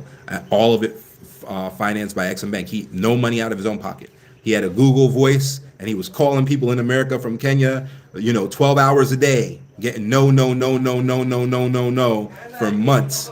And then after it was all said and done, he found his niche, and he figured out exactly what his target client was, which was actually small bakeries that had a coffee roaster in their bakery. And they were like roasting coffee every morning, and the smell of the coffee beans is what was attracting their clients. And he realized that ended up being his niche. And then from there, he got his yeses. But he had over 1,000 no's. He was keeping track of it. And so he had over 1,000 no's before he got his first yes. But in the end, 1.27 million. He's richer than I am. Do I have to spend all cash, like cash in my 401k, then move to credit, or is it just cash on hand? Well, so that's a question you want to speak to, because there are different regions, right, in the U.S. So depending on where you live in the U.S., that's going to dictate which bankruptcy court you enter. So you want to have a consultation. You can typically have a free consultation because it's bankruptcy, right? Right. So you wanna have a consultation. You can have a free consultation, and then ask them what things are exempt, right? So like government pensions. With a lot of our previous clients, they've reported to us that those government pensions are exempt, right? I don't know if that's true everywhere. And we don't have U.S. attorneys on staff. We have Kenyan law firms, so we can't really speak to U.S. law in that regard. But we've gotten that report multiple times. Like, people with military pensions seem to be exempt. People with we've had a Pennsylvania state trooper pensions seem to be exempt, right? And so government pensions seem to be exempt, but talk to your local, attorney about that, and then figure out whether or not your 401k, has an issue, or whether it doesn't have an issue. One thing that we have seen, though, is people can utilize self-directed IRAs and can roll over 401ks into self-directed IRAs and stuff like that, you can utilize self-directed funds for investments abroad. Now, the dividends from those investments are supposed to be paid directly back into the fund, or else you get hit with the penalty. But the penalty, the 10% penalty, does not hit if you have a self-directed IRA for sure. I don't know about a self-directed 401k. So again, ask your people. But I know plenty of our clients have used self-directed IRAs, and they've invested, in, construction and stuff like that out here. And so that is now, essentially the basis of that retirement plan, investing in that thing, and all the dividends get kicked back, to that plan. And then it goes from there. I won't get too specific about that strategy and how that works out, but they've been able to access that money. There have also been people that just took the penalty because it made sense. That's the thing. Don't be afraid of penalties per se. Do the math, right? So I want you to look up, we were talking about this yesterday, but I want you to Google Kenyan infrastructure bond, 18.46%. Kenyan tax exempt infrastructure bond, 18.46%, right? So we had a bunch of clients that when that Kenyan tax exempt infrastructure bond was available, it's not available now, but when it was available at a guaranteed 18.46% for 20 years from the government, is 18.46% higher than 10%. So if you withdraw the money in your 401k and you have a 10% penalty, and that 10% penalty isn't due until the next time you do your taxes, and this bond opened in February, so if you go Google it, it was February of last year that it opened, right? So if that 10% isn't due until your next tax return, not the time that you take it, and you're guaranteed by another government 18.46%, is that more than 10%? And you don't have to pay it for a year. So are you going to get a payment of that 18.46% within the year? And it's tax exempt. It's a tax exempt bond. Is that more than 10%? Does it make sense to pull out your 401k, pay a 10% penalty, and get 18.46% for the next 20 years guaranteed by the government? Right? So sometimes it's just about planning and making sure that you're being strategic, because none of those people have complained, right? That they've paid their 10% penalty. At tax time this year, they got their payout of more than 10%, right? And so they were able to pay their penalty and still have cash left over. And now they don't have to worry about the penalty. The penalty's paid. And they have all that money. And all that money is making guaranteed 18.46% for 20 years, right? So it's just about making sure that you're planned, that you're strategically figuring things out. Sometimes you can't think that far. That's what professionals are for, right? Sometimes these things would never dawn on you. That's what professionals are for, right? So make sure that you work with a professional who understands what it is you're trying to do. Right, Nafira? Right? Who understands what you're trying to do. If you do not tell your professional what you're trying to do, their strategy is going to be garbage. Period. If you're trying to hold things back, you're trying to move in silence, you're trying to all that stuff, it ain't going to work out for you. All right? Your professionals need to know what it is that you're trying to do, and then they should present you with pathways to doing it. And they should present you with pros and cons to those pathways.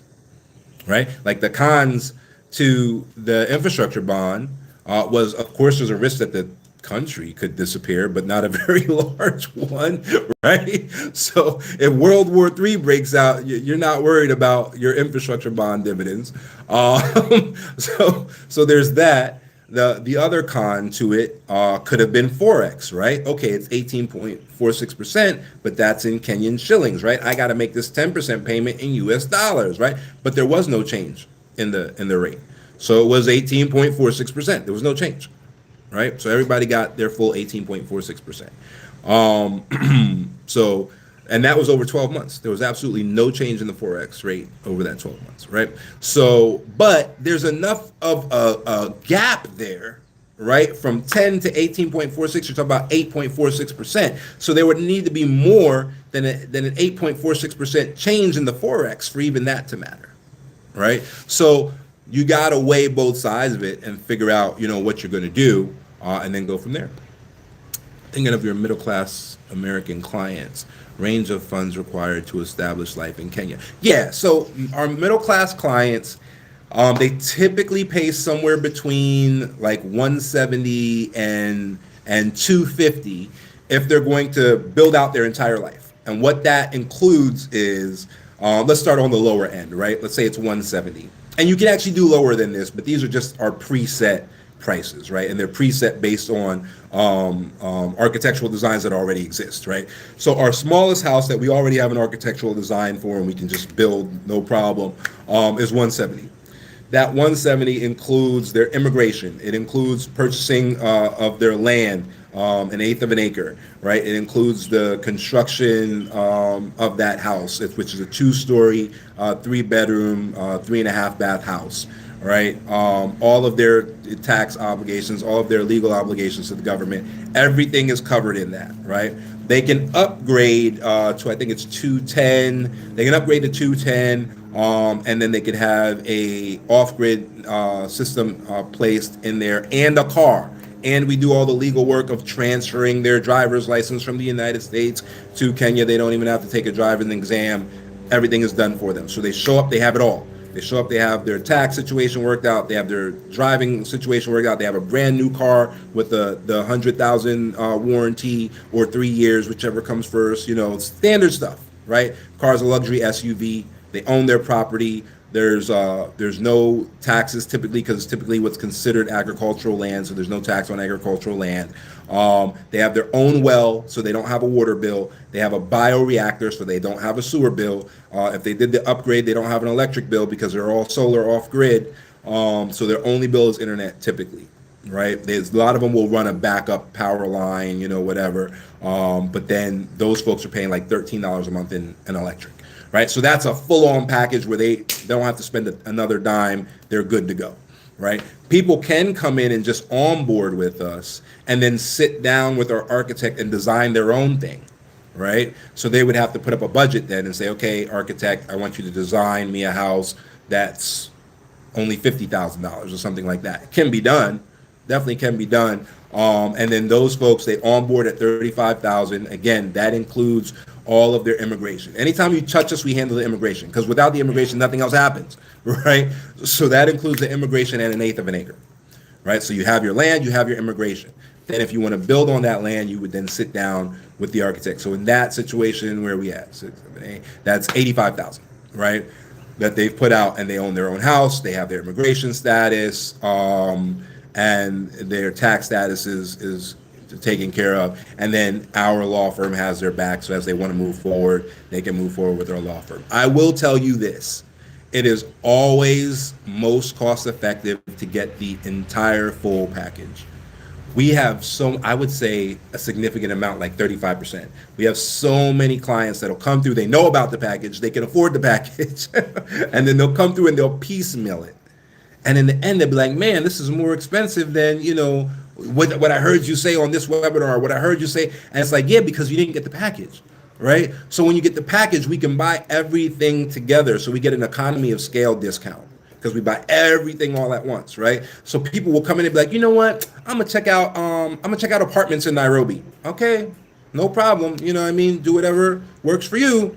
They go up to Nairobi and the apartments are 10 million local currency more than building the house. So they're like, oh man, you know what? Let's get back to building the house. Well, okay, but now we're building the house piecemeal, right? Because now all we're doing is building the house, right? So now we build the house. Oh, all right, I'm gonna go buy a car. Oh, they said I can't buy a car because I don't have a foreign ID card. So now, which is part of the conversion of the driver's license. Now we got to go do that piecemeal off to the side. Now it's time to buy the car, but we're not buying the car in the group rate anymore. Now we're buying the car in the individual rate. So, typically what ends up happening is people will get like a used Harrier then at that point. So now you got a used car, you ain't got a new car. You know what I mean? And it's only maybe 10,000 less.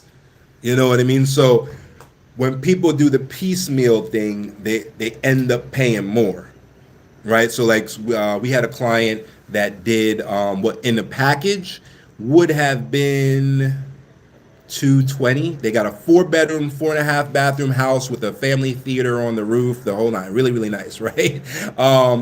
And so they got that all squared away. And that would have been 225 as a package. It would have been 250 with a car, right? They ended up paying 250 just for the house because we then had to buy the land separately because of the way that they came in. Then they wanted a car. The car ended up being like $25,000, $30,000 on top of that, right? Because they did it all piecemeal, right? So when you lose the economy of scale, you end up, losing some of that discount. But as far as, like you said, maintaining a middle class life and all of that stuff, you could probably get away with being realistic. I'd say if you want a car, being realistic without a car, maybe 80, 90,000 you could probably get away with. And then have everything set up. If you're renting, that's different, but we're a Diaspora Freedom Initiative. We don't like people renting forever. We prefer you to just have the freedom. So if you're renting, then maybe 80 is fine. But you put yourself in a predicament where you may run out of money in the future. People can raise the rent. It's not like America. There's no safeguards where they can only raise it so much. They can double the rent just on the basis of your accent. Like, oh, you sound like you're American and you're rich. You know what? I'm gonna double the rent. You don't like it, move out. You know what I mean? So, but building a decent house that's off grid and all of that, yeah, definitely. Is driving the only way to move a car from Nairobi to the coast? To move a car from Nairobi to the coast? I guess you could put it on a train, and you could definitely put it on a flatbed truck. Because like what we have, our dealership is in Nairobi, but our cars are brand new. They come without mileage on them. So when they're delivered on the back of a flatbed truck, right? 90 without, yeah, man, 90,000. So if you paid $90,000 for a 3 bedroom house that you owned, no mortgage, $90,000 is the down payment on a 3 bedroom house. So you pay $90,000, you own a 3 bedroom house, you own the land, you have no mortgage. Yeah, 90,000 without a car. Yeah.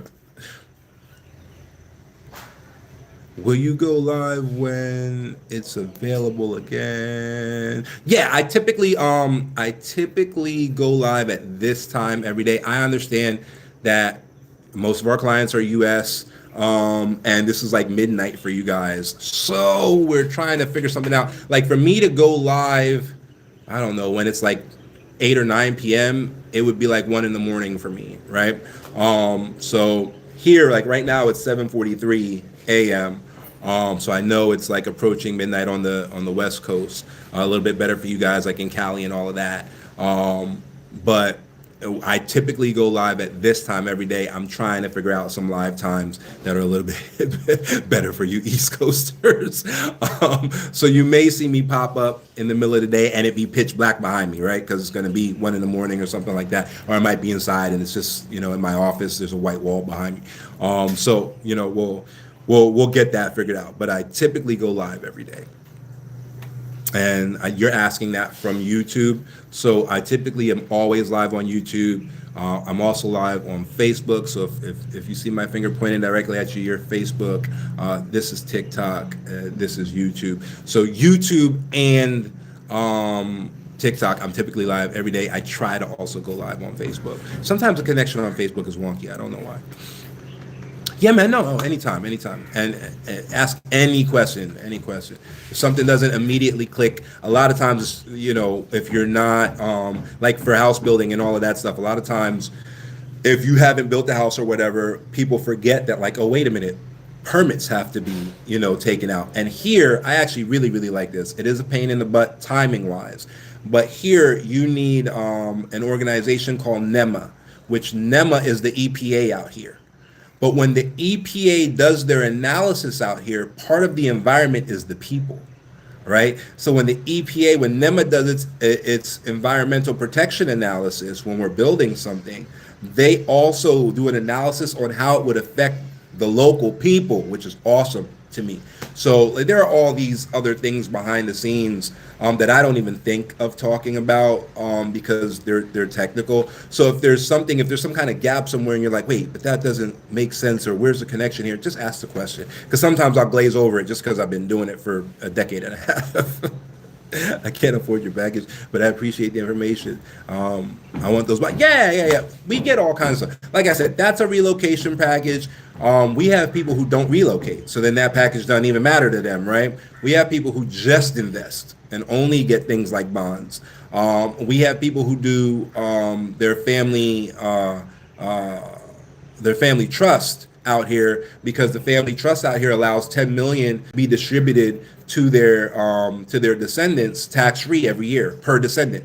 So if you have a trust fund, a family trust fund, a specific family trust fund out here, that family trust fund can issue 10 million per year per descendant tax exempt, right? So there's plenty of people who are doing business with us but are not relocatees, right? That they just want access to, high interest rate government secured bonds, or we had the market fund, it's called what's it, ArcPro. ArcPro, they did 60% ROI last year, and after the performance bonus, you got 40% in your pocket.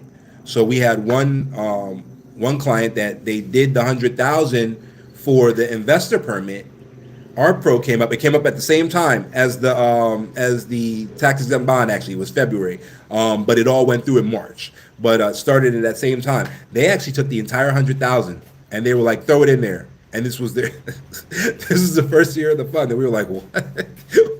we even made them sign. We were like, are you sure? They made 60% ROI, paid the performance bonus, so they gave $100,000 last year. And they made when they made 40,000, they got $140,000 this year. Crazy. You can only do that in developing markets. That's not standard, right? It's not standard.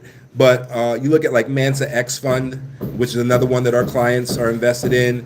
You also look at Oak Special Fund, another one that our clients are invested in. Both of them, just look them up. Look up their prospectus and all of that online. Both of them are doing more than 20%. So every client that was involved in that, they put $100,000 in, and I'm just using 100,000 so the money is easy to see, right? But if they put $100,000 in, they got 20,000, before fees, because sometimes there's a performance bonus, sometimes there's just a flat fee, blah blah blah blah blah. But they made $20,000 in 1 year off $100,000 while they slept, right? So those are the types of investments that a lot of people are attracted to. So yeah, definitely. Same for the choice of, wait, I may have missed this, but do I have input for the package of building the house? Yes. So the package is for people who don't like to make decisions, and you would be surprised how many of those people exist, right? So the packages are based on housing designs that we've already created. Right. So, for example, somebody else was asking about like, hey, if I just onboard and then I build my own house with my own budget, can I do that? Yes. Right. Onboarding is going to be $35,000. $35,000 is going to come with a plot of land, all your immigration legal work, all your government compliance work. We own a law firm that'll handle all of that. Right. So $35,000 will onboard you, and you'll own a piece of land. Right off the bat. All right. From there, we also have vertical integration with an architecture firm. You'll be able to sit down with the architecture firm for free. That's part of your onboarding, right? So you sit down with the architecture firm, and you can tell the architect, I got 50 grand left for this, right? We would not allow you to spend your last dime, right, with us. But I got 50 grand left to build a house, right? And she going to design something for you. It might be a 2-bedroom house, right? It might not have a library in it or something like that, but it's going to have a living room, a kitchen, 2 bedrooms, a bathroom, a deck, probably a veranda. Like it's going to have those kind of basic amenities, right? And then you would go from there, right? So, and then, we build it, and that would be the end of that. So yes, you do have input. It's just that as you design your own house, it might be more or less than the houses that we already have set up. So if your design is based on money restrictions, you can just deal with the architect from that level, and then our contractor would guarantee, again, since we're vertically integrated, our contractor would guarantee that the price to build that house would not go beyond what the architect said. Right, that's a guarantee that you won't get from anybody else. Right, typically, contractors, even in the United States, will leave in some kind of room for like, hey, if something happens, you know what I mean, then I may need to come back to you for more money to fix this. That we never do that, right? We never ever do that. So anytime we say it's going to cost this, that's what it costs. That's all you pay, and that's it, right? So sometimes we'll have situations where like the person's here, they start getting friendly with locals. Some local is like, oh, that's a lot of money, I could do that for less, and they run with it. Right. And then when they run with it, yeah, that contractor comes out and says, oh, yeah, I can do it for half the price. And halfway through the build, oh, there was a problem with the foundation. We had to put more rebar. Or the house would fall down. Or I need more money. And by the time you're done, you pay twice as much. Right. So, and nobody needs that when you're moving to another country. It is standard for these types of things to happen in construction. If you ever build a house anywhere, you know there's typically 15-20% extra that you're supposed to, hold for things that come up, right?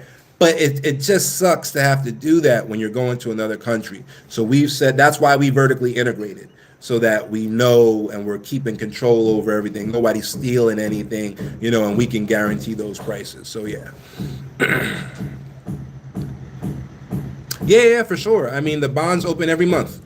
So if you already live in Kenya, what you want to do is you want to get a bank account with the Central Bank of Kenya and wait. Because if you wait till the bond open and then you try to get a bank account with the Central Bank of Kenya to buy it, by the time they approve your bank account, the bond will be closed. What about buying a car? A car constructed newly? Ask that question again. Separate out where the separation is supposed to be. I think you're saying, what about buying a car, period, and then constructing a newly built house? I think that's what you're trying to say. I'm not sure. Hey, love 'em. How's it going? Good to see you. Oh, thanks for the gift. You're awesome. You're awesome.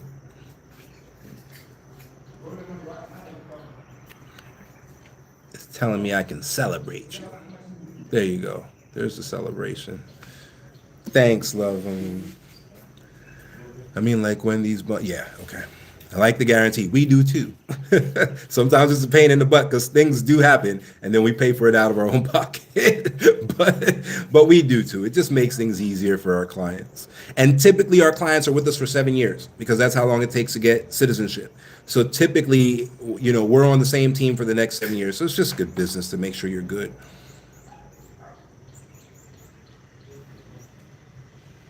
Yeah, it's good to see you too. What side of you're in the US, right? What side of the US are you on? The only problem is it's so late when I do these lives. I gotta figure out a way to start doing stuff in the middle of the day. Cali is always cool. Cali and Texas are always in here and they're cool. But I understand it's really late in like New York. Ohio, okay. So what is it, like 11 p.m. right now over there? Or is it 10:53 or 11:53?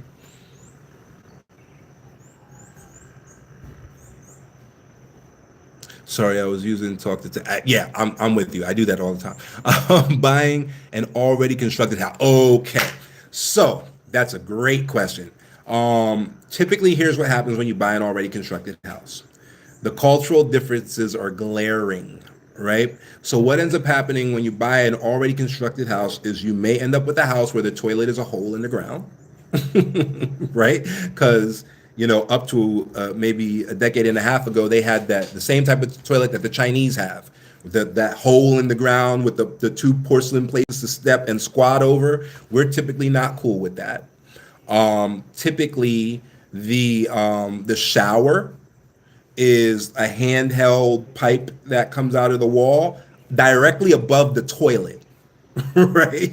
So typically, if you get a local build, your shower is literally directly above the toilet and there is no divider. right? We don't feel good about that. It just feels unsanitary to us that didn't grow up, out here, right? And again, I used to live in China in 2009. I lived there from 2009 to 2011. That's exactly what Chinese showers were like, right? So that still happens here. The type of mold that grows in Kenya, oddly enough, does not thrive under fresh air or sunlight. Okay, great. So what they do is they have open areas built into the concrete wall, like into the brick wall. They like chisel out holes from the outside of the house to the inside of the house so that that air can blow through to kill, that mold and those mold spores and all of that. But that also means birds can fly into your house, lizards can just walk into your house, scorpions, roaches, all of that stuff can just walk into your house, right? We are typically not cool with that. Screen doors are not a standard design feature, right? So if you open your front door, the mosquitoes and the flies come right through, right? Screen doors are not a typical design feature. AC, not a typical design feature. Most people have fans. They don't have AC, right? So not a typical design feature, right? So that becomes the issue. And the houses cost the same because the cost of the house for them is based on structure. There's no such thing as comps out here. So there's no such thing as the house next door sold for 100,000. That means that my house is worth 100,000, which is actually a good thing because without comps, you can't gentrify, right? So if I build $1 million house next to a $10, cow dung shack, right? Which is a thing. Some people build houses out of like cow dung and mud, right? It doesn't smell. It's actually really cool inside. But if I build a, giant $1 million mansion next to a cow dung shack, it does nothing to that cow dung shack. It doesn't raise their taxes. It doesn't mess up their property value. So I can't gentrify them out just by building nice things. So that's beautiful, right? But it also means that the way houses are priced is not something that you're used to, right? So that becomes your downside in buying an already set house. The other downside is where the house may be built.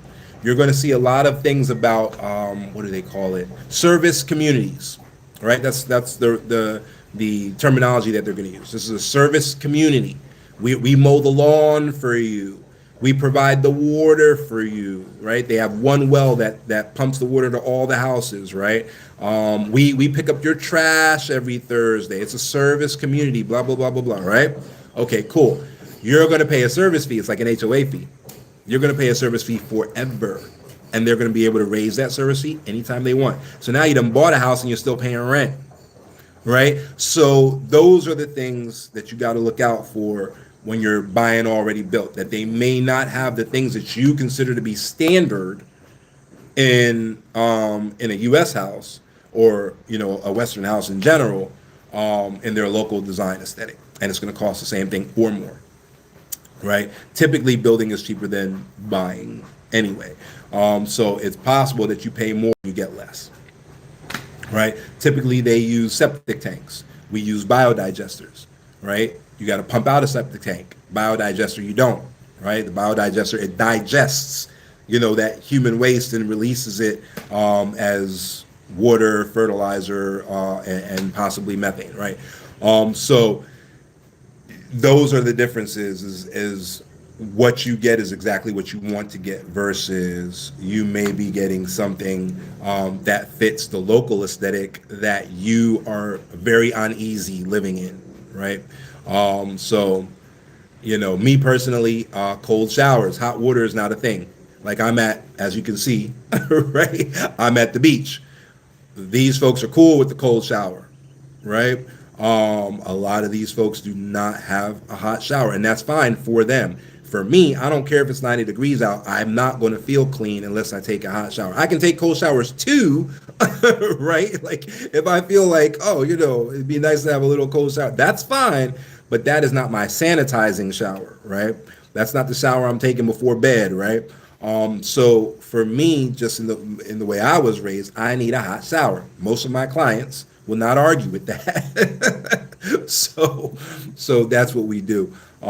Even in the setup of the hot shower, right? Like if you have a solar water heater, when it's a cloudy day, you ain't got a hot water. right?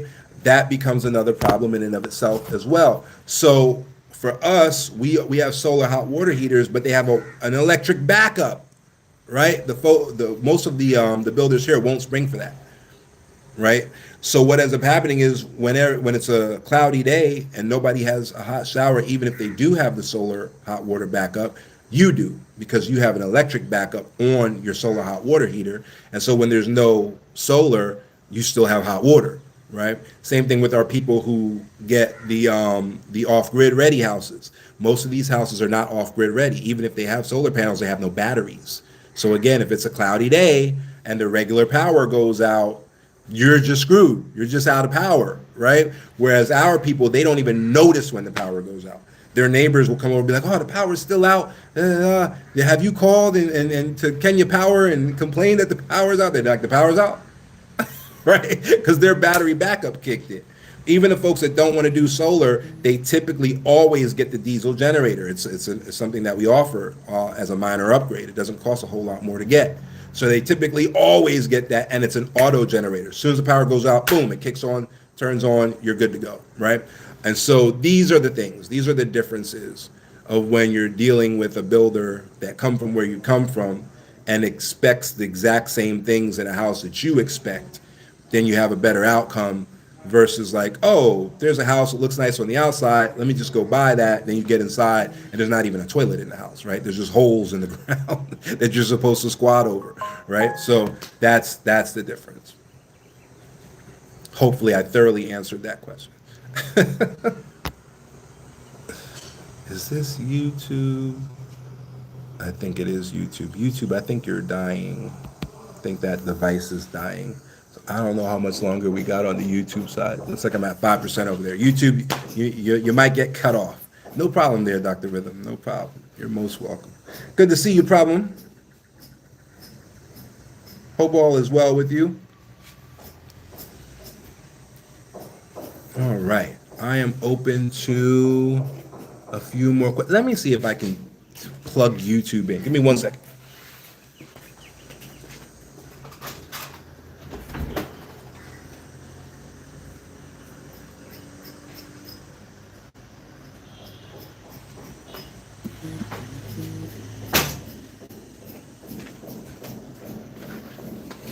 Let's see if I can plug the YouTube device in here. I don't know if by plugging it in, I won't be able to stand it up anymore. Let's see what happens here. How's that, YouTube? Ooh, got 4%. Hot dog. All right. Let me see if I missed any questions while the screen was dark and I couldn't see. Texas, very nice, Eddie boy, Texas. Can you give me more Can you give me more information on your background? Yeah. Wait, is there significant added cost of larger plots of land, 1 acre plus? It depends, right? Here's the way. All right, let me do the background question first, since that came first, and then I'll get to that. Don't let me forget. All right. So my background is I've always been an entrepreneur, right? So I started my first business at 16. It was a retail martial arts school. It still exists. You can Google it. It's called the Golden Lotus Kung Fu Academy. We have branches in China, Pennsylvania, and then I retired out of it. And now I'm here, and so I may create a branch here that's kind of like a nonprofit, kind of like a YMCA type of thing for the kids, just to give the kids something to do.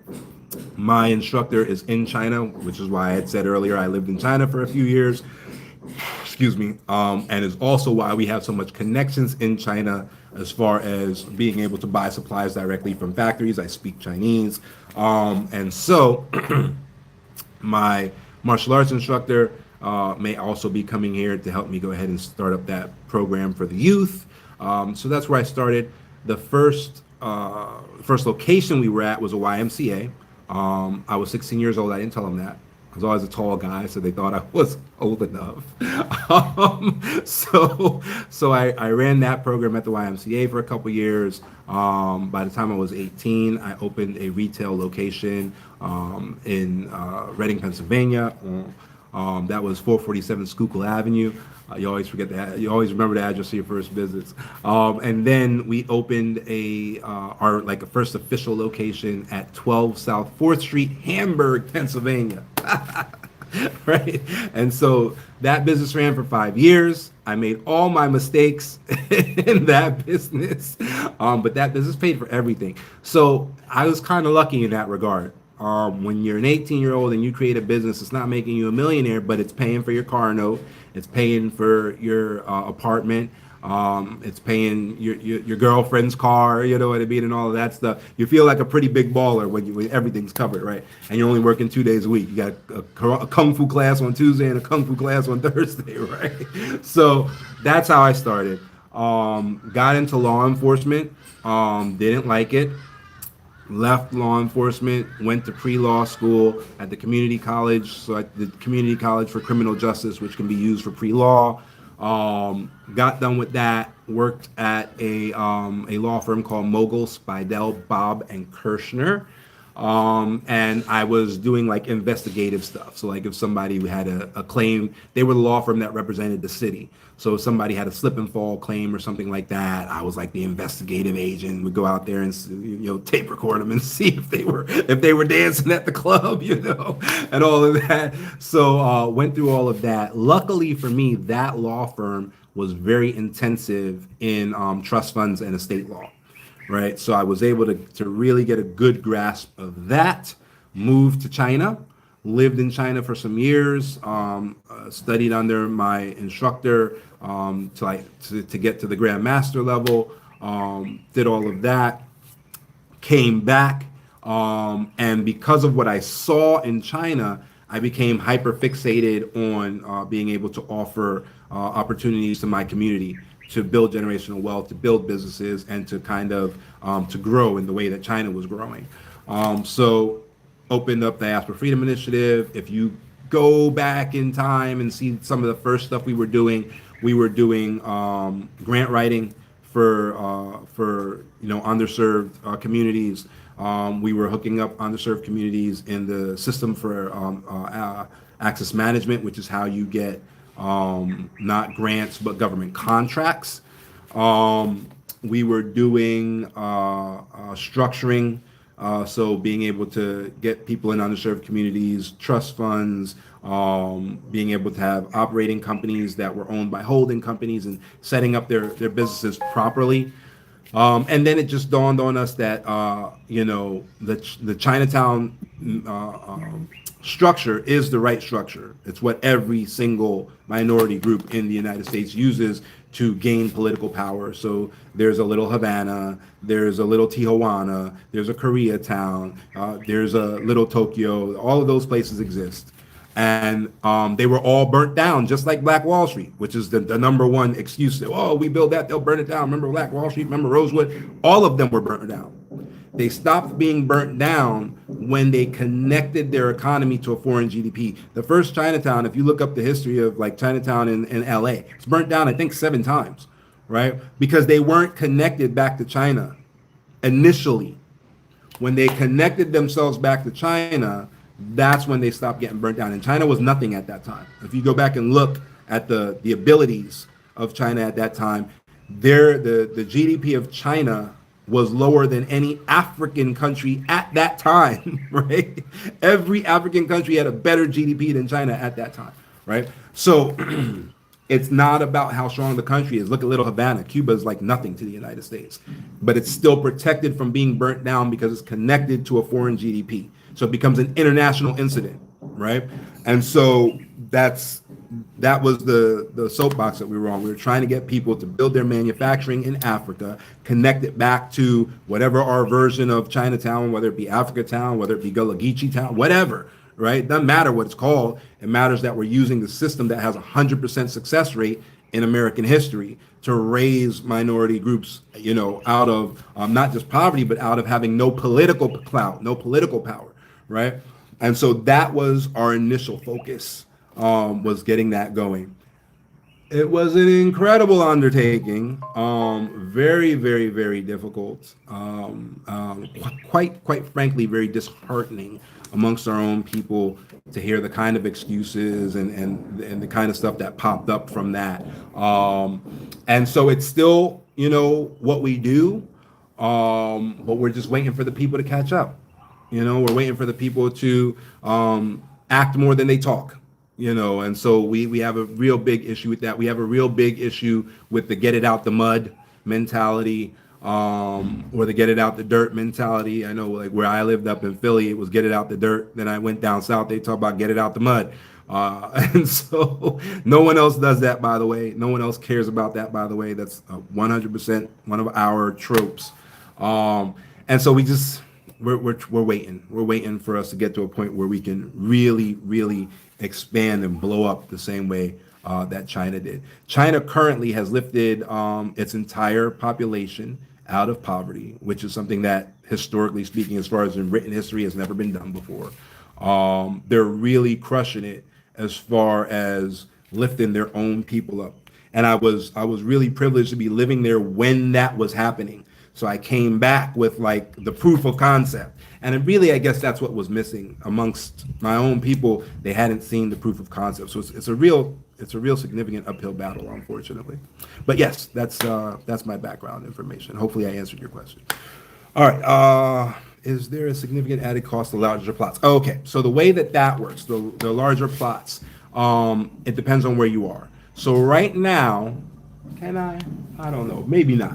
Maybe I was gonna say I can throw a rock and hit the ocean, right? I'm about an acre and away, an acre and a half from the ocean, right? So I'm a football field and a half away, but I can hear it, right? And so where I am would be way more expensive than a mile in that direction, which is away from the ocean, right?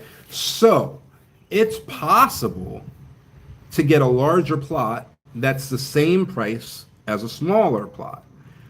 The lower in price that plot is, the further away from everything it is, right? So could I possibly find 1 acre for $5,000, $2,000 even? Yeah, it would take you an hour to get to the nearest hospital. Right now, is it worth $2,000?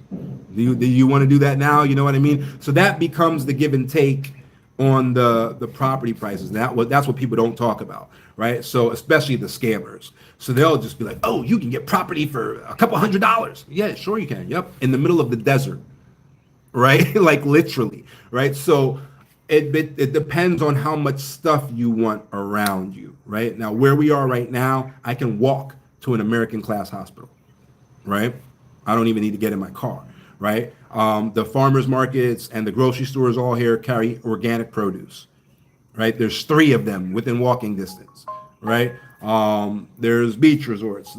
I can go out for dinner. I can go dancing. I can, go see the movies. There's a mall that's about to be completed right down the way. There's 5 car garages to work on my car, right? So I don't have a lifestyle change. Now, I could go get cheaper property somewhere and have a lifestyle change. So it depends on what matters to you. There's some people that want to be out in the middle of the wilderness and don't care if a heart attack means that they're absolutely going to die because there's no medical around anywhere. So there's no way to save them, and they just want to be milking cows until that heart attack comes. Cool. To each their own. You know what I mean? But that's how the pricing works for all land, larger or smaller. So yes, you could go far enough into what we call the bush to where an acre costs the same as an eighth of an acre does in a place that's populated, so to speak.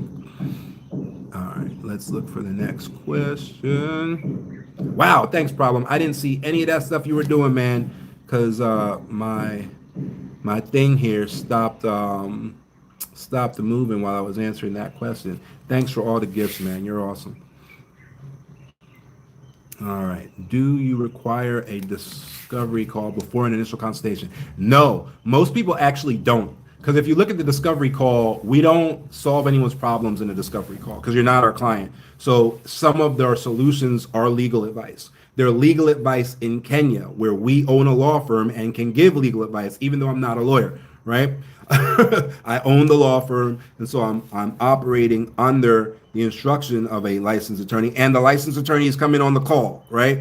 So we can give legal advice here when you onboard, right? So if we're doing an initial consultation, that's an onboarding, or at least a pre-onboarding, where there's been consideration. What's this? Okay. In law, consideration means you paid for something, essentially, right? Or you bartered something. So there's been consideration in that initial consultation, and we can give you more information. A discovery call is literally to figure out whether we should work together at all, period. Right. So like I said, there was that group that wanted to do IP law, right? Or not even IP law. They wanted to have an IP holding facility. IP laws in South Africa are better than IP laws in Kenya. So on the discovery call, we said, look, it doesn't even make sense for us to do business with you. We would just be taking your money to take your money. And we would set you up. You would have your business, right? We would do everything for you, but you wouldn't be in the best position. If you want to be in the best position, you need to go South Africa. It just is what it is, right? And then we could go from there. They actually came back with us because we were honest with them and did business with us later on something else, right? So that's what the discovery call is for. But a lot of people, they'll look at that and they'll be like, no, I need to go. Like, I know what you do. Yeah, I know Kenya's right for me, and I know what I want. I don't need you to go. We don't need to go through no discovery call. Let's go. And they just book, either an initial consultation or they book a law consultation, depending on what they're doing. In the law consultation, the lawyer is there. So you're paying for both of us to be there. In an initial consultation, I'm typically there for each and every one of them. I was in surgery a month ago for kidney stone, nothing major, right? And so then someone else was taking care of the consultation. So we don't guarantee that I'll be there. But over the last decade and a half, I've done 90% of all initial consultations myself. All right. Need to know the proper way to get a Kenyan marriage certificate. Okay. Discovery call offered and then consultation. Yeah. Are you married elsewhere? My fiance is in Kenya and I want to move there to start new. Okay. I have a lot of info to obtain. Gotcha. Okay. Where are you from? So your fiance is Kenyan. Where are you from?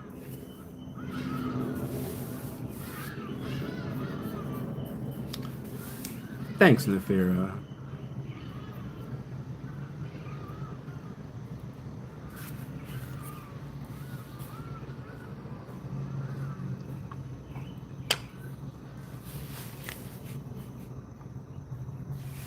You're from Texas. Okay.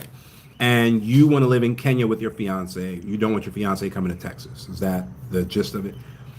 Outside of making money from the government bonds, do you see infrastructure improvement on the go? Absolutely. So for us, part of our due diligence is the boring stuff.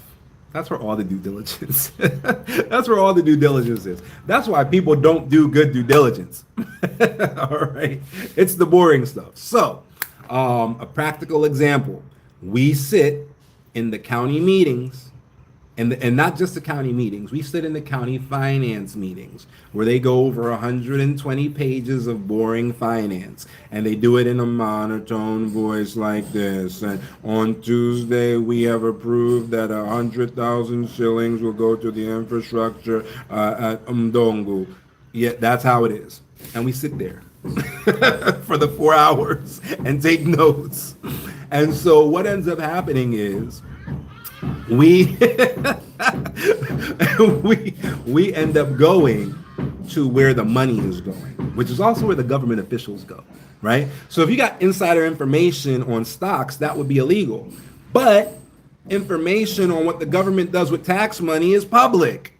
It's the same thing as insider information on stocks, right? So what ends up happening is we end up going to a place and we start buying, the land for our clients. And the only other buyers are government officials. There's even been times where people assume we're government officials because of how many other government officials have been buying the land in that area. Not because they're doing anything illegal, just because they're sitting through the boring, or, they have an agent and they're listening to the boring, finance reports and all of that, right? And so that's exactly what we do. So like the housing projects that we have available right now, they're in the middle of the infrastructure, right? So you were talking about the roads. I'll do a video where I'll go out there. I was out there yesterday. I'll do a video where I go out there. Most of the road is already cobblestone paved, right? And then we're building our thing, and it's literally, I don't know, 100 feet. You can stand at the entrance of the thing that we're building, look up the road, and you see the stack of cobblestones where they're about to pave the road. We knew the road was going to be paved because the government put the money there. We were in the meeting, right? So all of our people came into that area. They bought their property there, and now they get, that fully paved road, right? Where do you get? You just go. It's a public meeting. Yeah, just go to the county seat, wherever, whatever county you're in. We're in Quale County or Deanne Beach. Just go to Quale, find out when the meeting's going to be, go in there and you sit down. It's boring. Every time we're there, there's people in there asleep. It's horrible, but that's part of the due diligence, right? And so that's how you set yourself up for success. There's another place that we're looking at. They've created a budget, both county and federal. We're not going to name it, where we're looking at doing over 100 acres because they've literally created a budget to create a tourist area in that place. The government did that, right? So they're going to create a tourist area in that place. They've already built a new airport there. Nobody even knows about it, right? There's a fully fledged airport sitting in this place. Every government official knows it's there. Every government official is trying to buy it up. We have access to over 100 acres there. And so we're looking to make a move, on that 100 acres and be able to do something special out there for our clients. But anybody could have found out about it going to the meeting. It ain't on no news. The news ain't talking about it. The internet ain't talking about it. TikTok ain't talking about it, right? All these places where people think they get the real news. You got to go sit in the meetings. That's all there is to it. You got to go sit in the meetings. So yeah, that's the answer to that. Are your relocation services concentrated in a specific zone of Kenya? It's all over. Most of our clients like to live at the beach, which is why we're here in Diani. Most of our clients also come to the Diani-esque area or Malindi or Watamu or whatever. But we've placed people in, let me think. We put people in Kisi. We've put people in Kericho. We've put people in, where else? Nanyuki. Our British clients tend to go to Nanyuki. There's a British Air Force base there. That I guess that makes them feel better. So we put people in Nanyuki. We've put people in, let me think, Lawless, which is outside of Nairobi, or Landless, which is outside of Nairobi. Where else have we placed people? I am forgetting. Kisumu. Kisumu is a really nice city. I'm actually looking at Kisumu. Kisumu is really, really nice. But Kisumu, so I personally I have places in Meru. We put people in Meru. I live here in Diani Beach, and I'm looking at Kisumu personally, for a place as well. Kericho, yeah, Kericho is really, really cool. So yeah, we'll do anywhere, but most of our people focus on beach living. I'm new to Kenya. I'm in Kilifi. Those things are interesting to me. Yeah, definitely, man. Yeah. Most of our folks are like you, where they're mostly coastal. Because most of the folks are trying to think where people come from. In the U.S., it's like there's a lot of Texas, there's a lot of Tennessee, there's a lot of Philly, there's a lot of New York, there's a lot of DMV stuff. Not as much Atlanta as I would think, right? I would think I have so many people from Atlanta out here, but for us, not so much. But it's mostly that. So for the most part, these folks, California, yep, we get a lot of California. We get a lot of Northern California where it snows, right? So they come out here, they want to go to the beach. And if they're Southern California, they want LA all over again. You know what I mean? So they still want to come to the beach. And we get a lot of like Marietta, Temecula, what do they call that? Inland Empire. We get a lot of that area in California. So yeah, for the most part, our people like the beach. Lastly, don't think you're not, you're not annoying me or anything. Don't think that you have to ask the last question. But do you employ local builders, lawyers, etc.? Absolutely. Our entire team is local. We're a U.S. company, so you can hold us accountable, right? So that's why you can check Better Business Bureau. You can check law filings. We've never been sued. We don't have any bad Better Business Bureau ratings or anything like that. And you can walk into your local police department and file a complaint against us if we run away with your money, because we're technically a Pennsylvania company. But all of the work that is done in Kenya is done by Kenyans, right? So we only use local labor. We only use local attorneys. We only use local licensed contractors. All of the work is done by Kenyans. Great question, actually. Not too many people ask that question, and it's an important one. I'm originally from Missouri. Yeah, there you go. There you go. Yeah, so we do have a kind of specific, client niche that comes in. There are people that like the cold, and there are cold places in Kenya, but that cold is based on elevation. Right? Kenya is on the equator. So the cold is based on elevation. So like you could go on the top of a Mount Kenya and have a snowball fight. You know what I mean? So you do have the ability to kind of have all climates out here. But most of our people have had enough of 12 feet of snow. and they're ready for the soft life at the beach. Kansas City. All right. Kansas City, Missouri at that, not Kansas City, Kansas. All right. We had somebody, how many months ago was that? Like 9 months ago. Yeah, because their house is done. It takes us 9 months typically to build a house. And we had somebody from Kellogg's, Nebraska. They said, man, I just give anywhere to live somewhere that don't smell like corn. But they got a nice place. They got a whole family estate. So they did a trust estate. So they set up their generational wealth. They got a full acre. The whole family came out. There's 7 properties on this acre, right? So they got a grand hall where the whole family has access to this like really cool space. And there's like pool tables and like whatever. They call it the grand hall. There's a house for mama. There's a house for the guy who started it and his wife and his kids. There's a house for the sister. There's a house for the other sister. There's a house for the brother, right? So, there's the 2 sisters. There's the 2 brothers and mama. That's 5 houses. There's a grand hall. That's 6, right? And then there's a guest house. That's 7. They have a tennis court, a basketball court, a pool, a barbershop and hair salon. So there's eight structures, right? Barbershop and hair salon. They did all of that. It's on an acre. It's a little more than an acre. It's like an acre and a quarter. They're close to the beach. They're on the 3rd row. So they killed it. Like they really did well. And that cost them $650,000. 8 buildings, right? 8 buildings. The 5 houses and a guest house. So 6 houses, right? The tennis courts, the pool, the basketball courts, all of that. They did all of that, 600,000.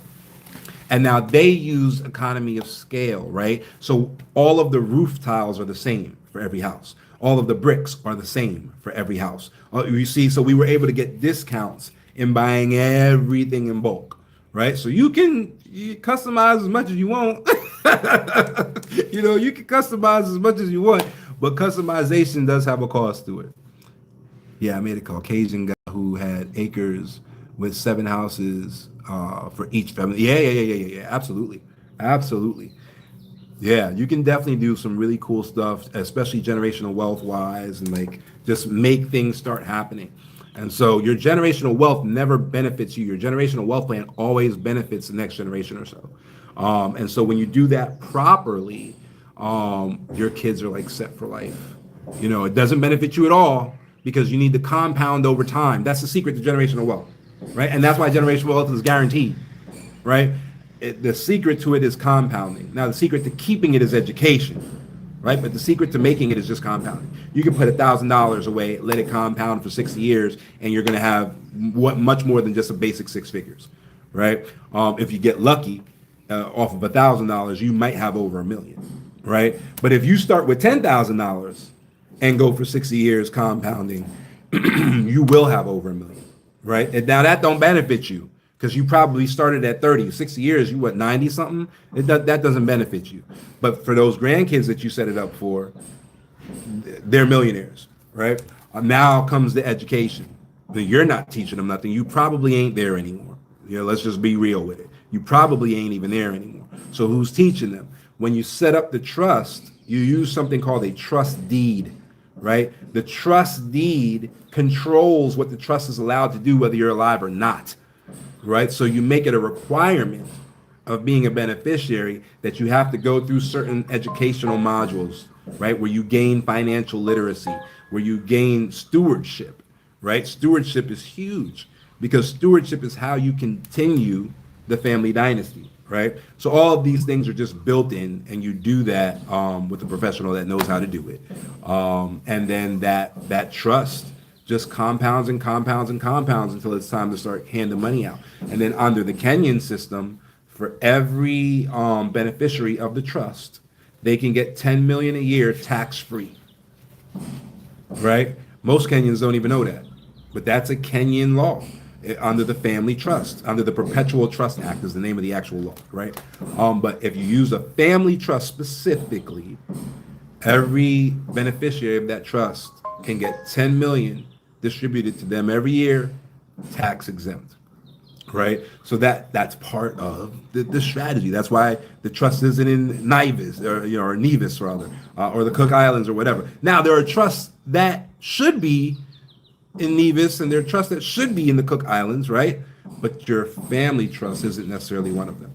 Asset protection trusts, yes. But in order to have an asset protection trust, you need assets, right? And you need a certain level of assets to justify something like the Cook Islands. So you ain't got $50 million in assets, then stop thinking about it, right? That makes sense, right? If you have $200,000 in assets, you can still do an asset protection trust, but it doesn't make sense to do it in the Cook Islands, right? So it's just a matter of dealing with professionals that understand this stuff and understand where to put these instruments and how to implement them in such a way that they benefit either you, if that's the purpose of the implement, or if it's a generational wealth situation, then it should only benefit some future generation. And it depends on what you start with. Like we've actually had like grandparents that started with 50,000. Well, all right, your kids can benefit that. That's enough money up front that in like 10 years, you could have enough compounding that something is happening for you, right? So like, for example, we go back to that bond we were talking about, Kenyan infrastructure bond, right? 18.46% guaranteed, right, annually. Well, if you know the law of 72, 18.46%, it's like every 3 years and 4 months that money doubles, right? So if you started with 50,000, right, in 3 years it doubled to 100,000, and then so in 6 years it doubled to 200,000, right? And then in 9 years it doubled to 400,000, and now we get to 12 years it doubled to 800,000, right? By 15 years you're over $1 million. Right? So if you did that when your child was born, it's a 20-year bond, by the way, right? You did that when your child was born, right? Your child gets to 15, well, 16, 17, 18. Now we're at 18. Now that million has just doubled. Now there's $2 million in there in 18 years. And you did not put any additional funds in. You put that one amount of money and you did what's called a 100% DRIP. DRIP stands for Dividend Reinvestment Plan. So 100% of the money that came out got reinvested, right? Now you're at over $2 million in 18 years, and you did nothing except drop that first plop of money in there. Does Kenya do prenups? How are finances looked at in marriage? Okay, you can do a prenup in Kenya if you want. Finances are divided in marriage based on finances are divided in marriage in Kenya based on what was I'm trying to think of the Kenyan term for it. Essentially based on what was given in the marriage. Part of that what do we got going on over here?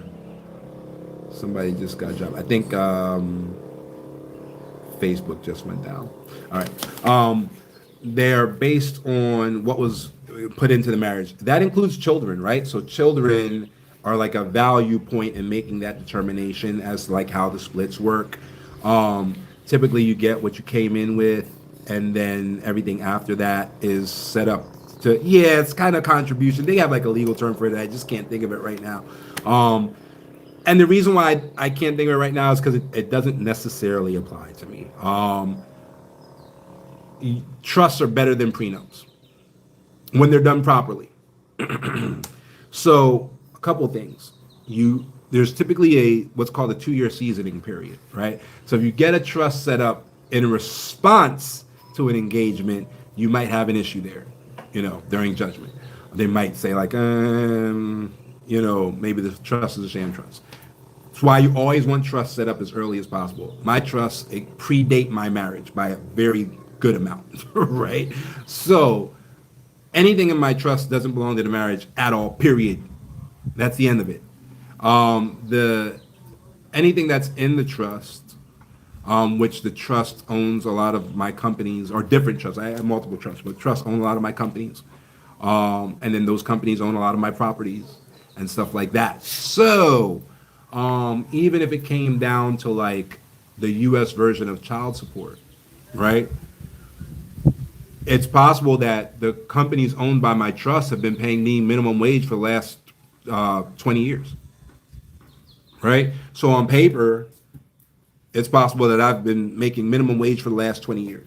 So it's possible that even in the child support situation, the judge would be forced to issue a child support of $50 a month, right? So what we see with a lot of our people who have, family trusts in place and they've set it up a certain way, we see a lot of spouses that choose to leave. They don't do the child support because they know they're not going to get anything, right? Anything significant. So it's a very, very different type of divorce, right? And we've had clients come to us where they set up the generational wealth for their kids. They've been through divorce. And then, now their kids are into something and their kids are going through divorce. And the divorce is very different because the divorce attorney is like, we can't get anything from this person. They didn't even create the trust. Their dad created the trust. Like there's no way for us to say that this is a sham trust. So you're going to get $50. And that nice house that you live in that you think you're going to get half of, the trust owns a company that owns it and has owned it years before your marriage. There's no way to say that that's marital property. You're not getting the house. You're not getting the car. You're not getting anything but a crying baby and $50 a month. What do you want to do? Right? And we've had people, clients where the kids are given to the clients. They don't even try to get child support. They walk away very quietly. It's not a contentious fight like most people see because their attorneys tell them like, look, this is not going to work out well for you. So it's better for you to be cool and let them, voluntarily, give you what they're going to give you on the support level if that's the way this thing is going to work out. And some people do that. And some people are like, they don't like the uncertainty of it. So they're just like, well, you take the baby, which typically our clients want anyway. And that's how things play out. So while that might not be possible for you, because like I said, it has to be done well in advance. If you're doing your generational wealth stuff, that might be the situation you place your children in, right? Where they're protected from gold diggers and even not gold diggers, just things fell apart. Well, okay, I shouldn't be crushed because things fell apart. So at least you're put in a situation that essentially forces civility, right?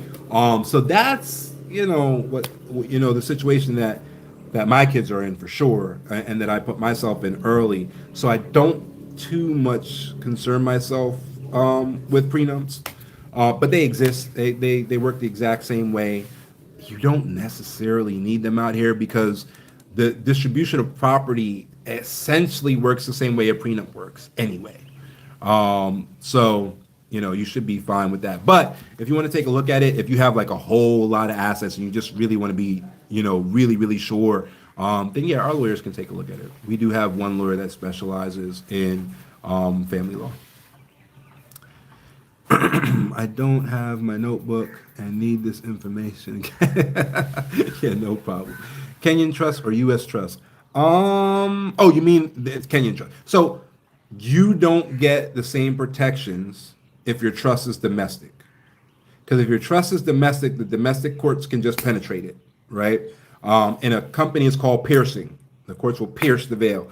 Typically, with the trust, it's called penetrating. You penetrate the trust, right? And then they can just freeze all your bank accounts, freeze all your everything, and doesn't matter how your trust was set up. Just they can just destroy it all if they feel like there's grounds to do that, right? Excuse me. With an offshore trust, they cannot do that if that offshore trust is created properly. And again, if it's fully seasoned, right? So, for example, my son is 18 months old. He already has a trust. Okay. None of these types of problems are going to come up for, at least 16 years, hopefully another 20 years, right? So 20 years from now, when he becomes the minimum working age, let's say it's 14, one of the companies owned by the trust is going to give him an internship. They're going to pay him minimum wage. They're never going to pay him more than minimum wage, period. But he is going to have some corporate perks. There's going to be a corporate living area, not just for him. There's going to be a corporate living area available to all corporate employees, right? There's going to be corporate car service, again, available to all corporate employees, right? So like the family that they dealt with us about 13 years ago, and so their kid got to an age where he went out, got married, but he's living in corporate housing. Corporate housing was very nice. He's driving corporate cars. Corporate cars is very nice because the trust is doing well and the company is doing well, right? Somebody hooked up with him. They were ready to divorce him the next year. Had a baby with him right away. Married him. All right, let me go. I'm taking half of this mansion. I'm taking half of the Bentley. I'm taking half of everything. He had been working since he was working age for minimum wage. 5-6 years before they ever met. Minimum wage was all he made. He does not own that house. He does not own that car. Never has. Right? Once her lawyer dropped on her that she was eligible for $50 a month in child support, there was no car to take, there was no house to take, she gave him that baby, no fault divorce, and walked away. Right? So, but that was possible because it had been done so far in advance. You cannot do trust in response to something, right? Even with the folks who are trying to get their elderly parents Medicare, available and all of that, Medicare eligible. Hey George, what's up, man? You can't do a trust and put the house in the trust and then try to send the mom to an old folks home and then now they can't get the house because the house is in the trust. You can't do it like that.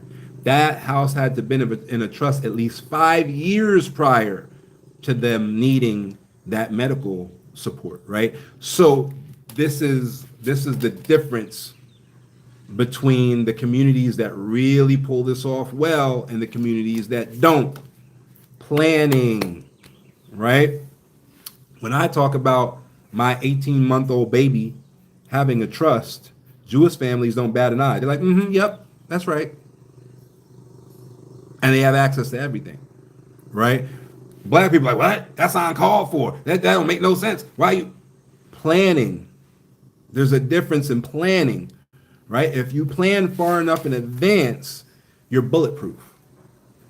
If you react to everything, the law is set up to disregard your reaction, right? So even if you react to an engagement, if you get engaged and then create a trust, and then 7 years later, you get divorced, because you created the trust as a reaction to the engagement, it's a sham trust.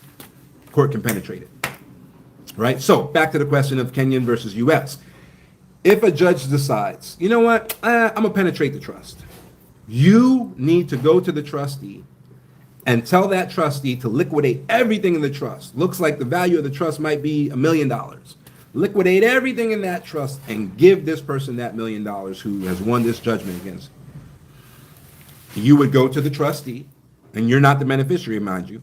You would go to the trustee and say, hey, listen, I'm the originator of the trust. Maybe that's called grantor, depending on what, legal jurisdiction you're in. I'm the grantor of the trust. A judge has just said that I need to order you to sell everything and give it back to me so I can give it to this person who's divorcing me or who won this lawsuit against me. And the trustee will say, no, Because in the trust deed that you wrote when you created the trust, it said that anytime you ask for something from the trustee has to swear you in under penalty of perjury. No court can order you to perjure yourself. And that trustee has to say, are you under duress? Are you under a court order in this request? And if you say yes, that trustee has no legal wiggle room but to deny your claim, period. You can't lie under penalty of perjury. If you lie, you perjure yourself and you get charges. You've been sworn in. So now you go back to the judge, you say, listen, I followed the court's orders. I made the request. The trustee said, no, I don't know what you want me to do. That's the end of it. Now, they can try to bring a claim in that country, but the countries where you create offshore trusts have to be strategic. They have to be countries that do not respect your home jurisdiction's courts and will not allow for a judgment from those courts to be just simply registered. You would have to go back through court. And then there's something called standing. So if you're going to sue now in Kenya, you need standing under Kenyan laws. Did anything happen in Kenya? No. So you have no standing, and your case is dismissed. That's the way offshore trusts work in a nutshell, right? To make them effective, you got to be working with professionals that know which language to use and which articles to use and how to make it, work properly. But the older it is, the stronger it is. Like the Kennedy Family Trust can't even be challenged at this point, a couple hundred years old, right? Rothschild Family Trust can't be challenged at this point. There are even articles in the trust where if a beneficiary of the trust, so one of the descendants, tries to challenge it, they're immediately removed from the trust, right? You can add articles that say anyone who challenges, the rules of this trust is immediately banned from it, right? So they can bring their case, but at the end of the case, boom, they're kicked out of the trust. That's the end of that. Sometimes they can't even bring the case. Sometimes, depending on the jurisdiction, it triggers in such a way that by trying to bring a case, you remove, the standing is removed because now you're kicked out of the trust. So now you don't even have standing with the trust anymore at all, right? So it just depends on what kind of goals, what kind of rules you want to utilize in your trust. Like for most of our clients, there's mandatory DNA testing, not paternity testing, not to make sure that the father is the father, right? There's mandatory DNA testing to make sure that that child is part of the family, period, right? We've had situations where the mother goes into an emergency situation, needs an emergency C-section. The baby is whisked away into the NICU, to make sure the lungs are developed. 2 days later, the baby sees mom for the first time. Now everything is calmed down. The baby is out of harm's way. And now, okay, we need, this blood test, the DNA test done. The DNA test comes back. The baby's not the mom's or the dad's. Because in the hustle and bustle of the emergency situation, there happened to be another person having an emergency situation and those babies were swapped. Completely accidentally. Or else obviously they wouldn't have even done the blood test if it was a purposeful thing because they know they were caught, right? But completely accidentally. And of course, both of those babies are in the NICU, so both babies were still there. And that situation was corrected, right? So it had nothing to do with like checking to see if the woman was cheating. It had everything to do with making sure that bloodline stayed, pure to the founder of that trust, right? So there's all kinds of different clauses that can be added to a trust. A trust is the most flexible legal document in existence. It can be made to say anything legal or illegal, right? And then, of course, if what it's saying is illegal, then it's unenforceable, all right? But you can create one that asks people to do everything in the world that's not legal. It's just not enforceable. So that trust will end up being dissolved once it's challenged, but only when it's challenged, right? So it can survive for quite a long time, people not realizing that what it's asking for has no basis in law until it's challenged by somebody. So trust, super flexible document, can essentially do anything. And as long as you set it up right, you can protect future generations, especially from anything. Sometimes it's hard to protect yourself. But you can definitely protect future generations from virtually anything. All right. Planning is key. Correct. Planning is key. You can definitely make sure that you're the last depressed member of your family. Offshore funds sounds so Ocean 11 over my pay grade. Never thought about it. Sometimes, so here's what it is. Here's what it is. Because as you're doing your research, it will feel like, oh, thank you, orchestrated by me. It will feel like it is over your pay grade, right? Because you're going to hear different law firms being like, you got to have $30 million in order to work with us for your trust fund, right? Typically, what they're talking about is an asset protection trust. That's number one. And number two is that number dictates their pay, right? So within a business, you can say, okay, the minimum level of engagement to engage my business is going to be, I don't know, $10,000. If you ain't got $10,000, you can't afford to work with us. And we want to make $100,000 a year. So that means that we need to have at least 10 clients, right? So then that becomes your target. We need 10 clients at $10,000 to make the $100,000 a year, right? Everything over that is a bonus until next year when we make new targets, right? And so that's how business is done. You have a target, you try to hit that target, and da. So when you see, oh, you minimum, we only work with people that got $30 million, what they're actually saying is, okay, we're going to get 3% of all the assets under management as our fee, and what we want our annual pay to be for each client is X. And so when we go backwards from that 3%, it means they have to have $30 million in order for us to get the money that we want from each client. That's what that is. So it makes it seem like you got to be crazy rich to do these things, which is not true. It's just what those top firms are kind of, I guess, creating as a policy as to what they think it's worth to do the work, right? And that's for that specific type of trust. We have a similar thing for asset protection trust because it doesn't make sense unless you're making a certain amount of money, because you can't actually effectively defend the trust without having a certain amount of money, right? So, but with the generational wealth trust, there's nothing to defend because there's no active activity whatsoever in the generational wealth trust. The generational wealth trust is literally investing, whatever the initial amount of money is, in whatever range of investments the person who originated the trust wants, right? So it could be super aggressive, it could be super safe, it could be a mix, of both, and then letting that money compound, right? And then you're getting a percentage of the money you make the person, right? So like the trustee company did really well this year because we had that fund that did 60%. You know what I mean? So if you're getting 10% of the 60% that you just made somebody, now it's actually a significant amount of money. But typically they don't make a significant amount of money for the first 30 years because of the compounding. So if you compound, let's say you compounded, let's say it's 10%, and the person put in $1,000. So in the first year they got $1,000 and then plus 10%. So it's $100, right? And then you got 10% of the $100. So what'd you get? You got $10 for the year. That's what you got paid for the entire year, right? So you're not making a killing off of managing these trusts, but no one's going to attack the trust either because there's like nothing in it, right? But 30 years down the road after compounding for a while, now you do a compounding jump, right? And that money doubles. And at 30 years, it doubles from 150,000 to 300,000.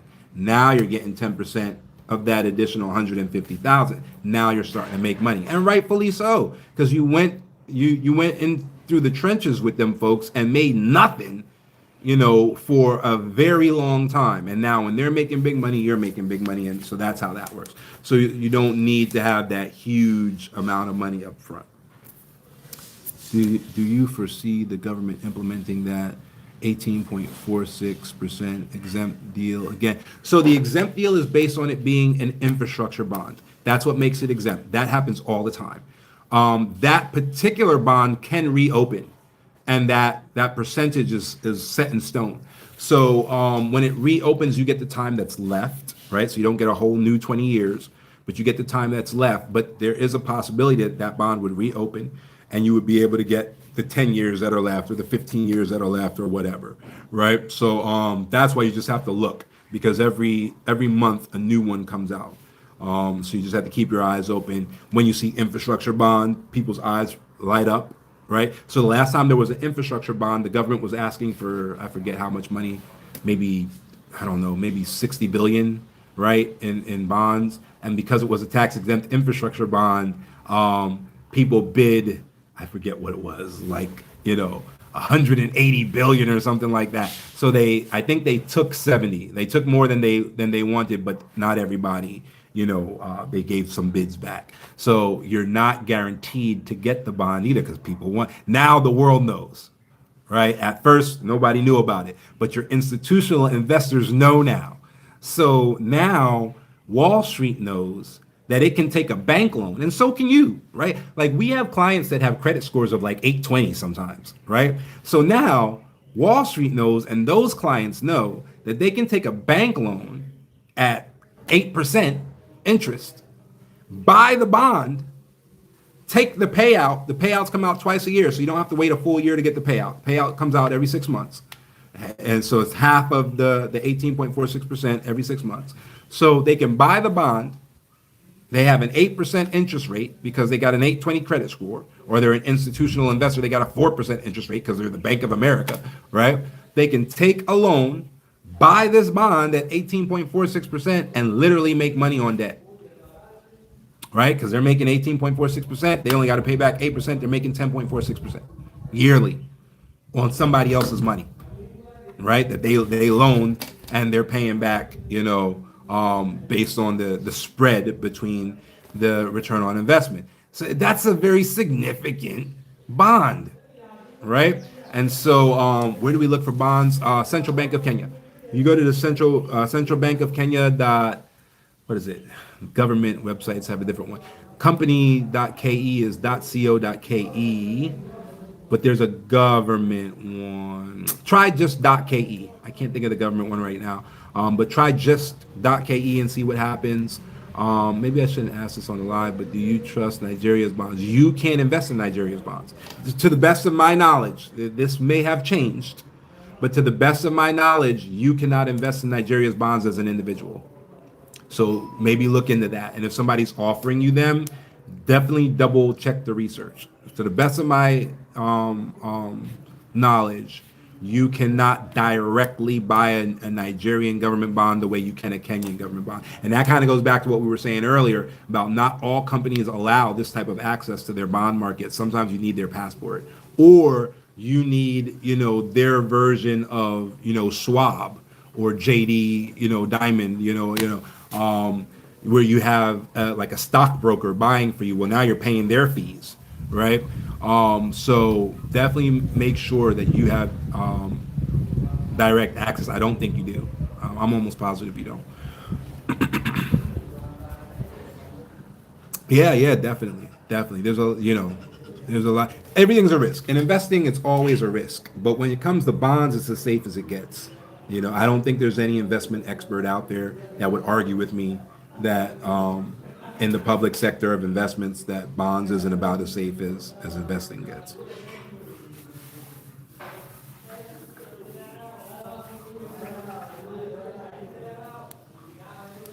I want to pass on wealth to my onboard kids. Absolutely. We had for this bond, actually, we had a married couple. They came in, they did their tax return, which was like 3,000 something, like 3,278 or something like that dollars. And that's exactly what they did. They created the Offshore Generational Wealth Trust, and it will have over $1 million in it in, I believe, 35 years because of the amount they started with. The more you start with, the more the faster it gets to a significant number. What percentage of your savings do you? Oh man, I don't. So that completely depends on your risk tolerance, right? Like and I'm not I can't really give like investing if I'm not like a stockbroker or anything like that. Our people in the law firm, will get with you and give like, if you on board with us, they can give you an actual, recommendation. But it depends on your risks tolerance, right? Different people have a different level of risk tolerance. Let me tell you how I do it, right? I really can't, because I just don't know your situation. I can't give you advice on it. But let me tell you how I do it, and how a lot of our clients tend to do it. I use bonds to cover what it costs me to live on a daily basis.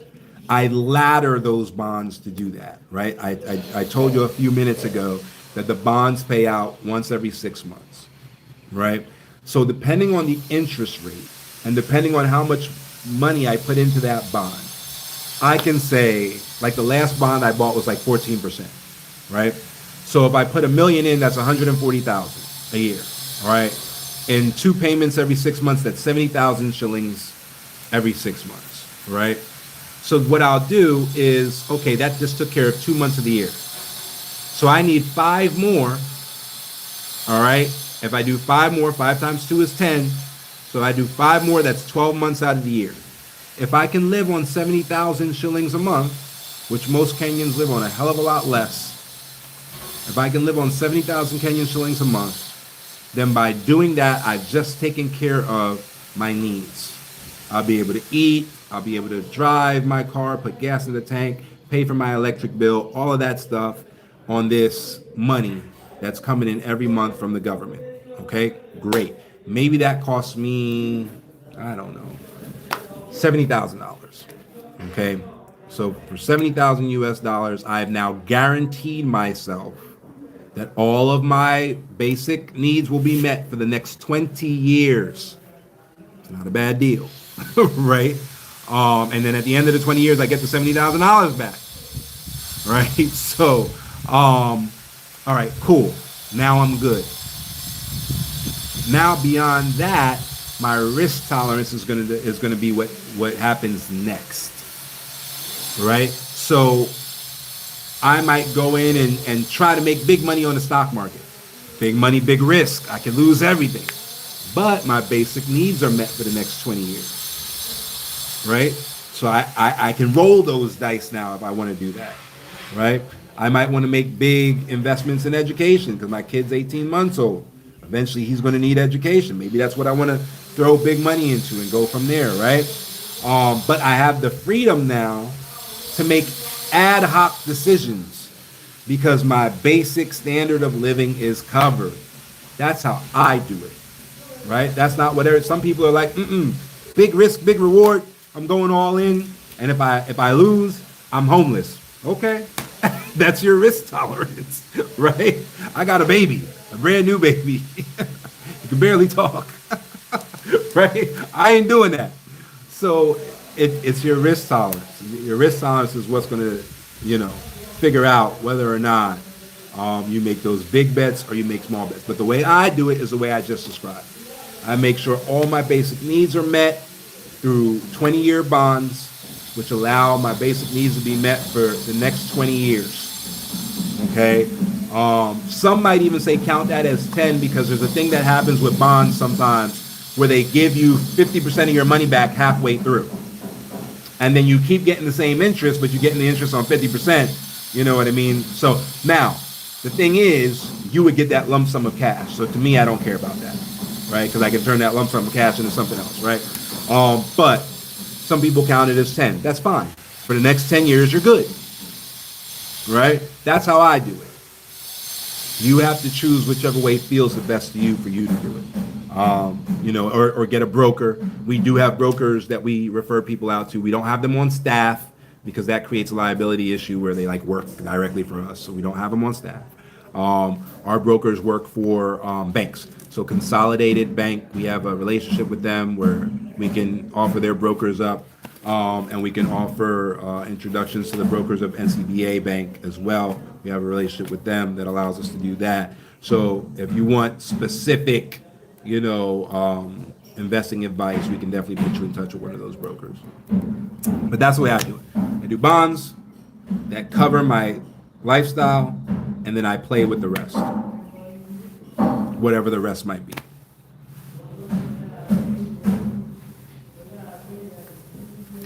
Poverty trauma has me sometimes wanting to risk it all, but at the same time scared to be homeless. No, I get it. But I'd rather be homeless here than anywhere else.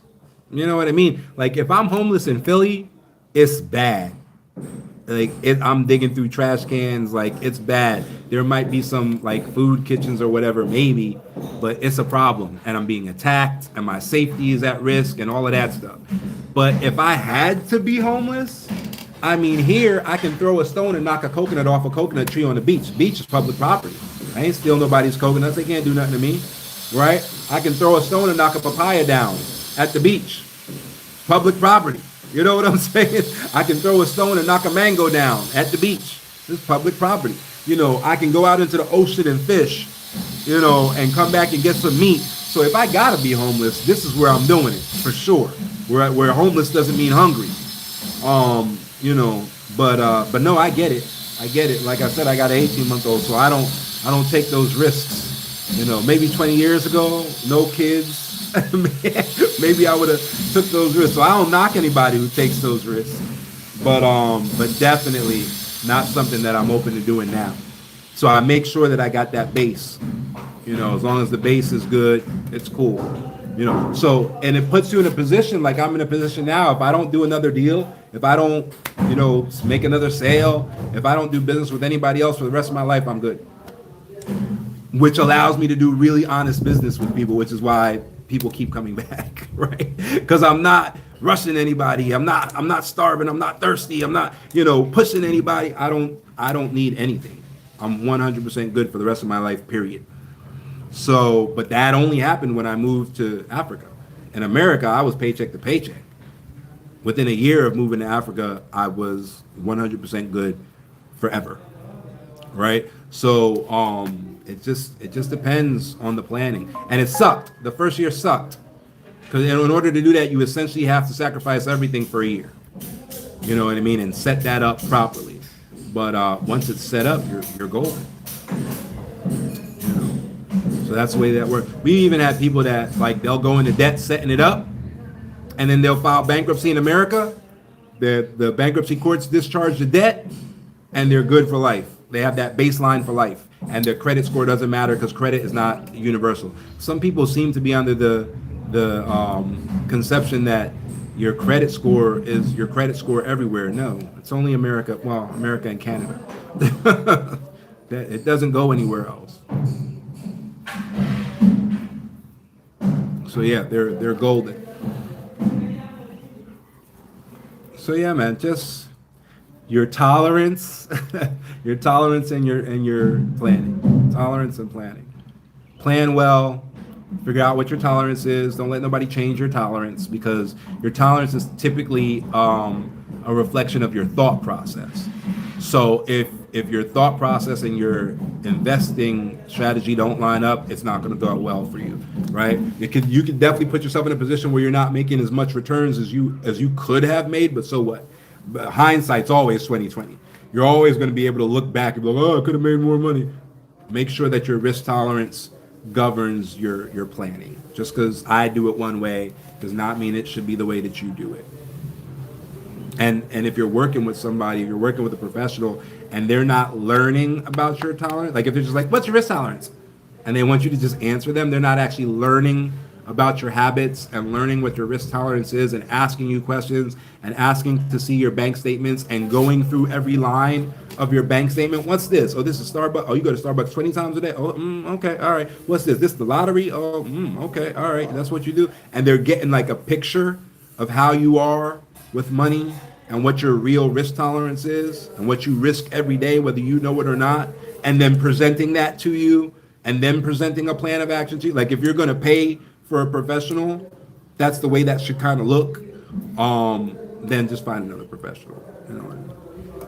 But yeah, lean into your risk tolerance. It's going to be what works for you. If you try to play somebody else's game, that doesn't work out well often.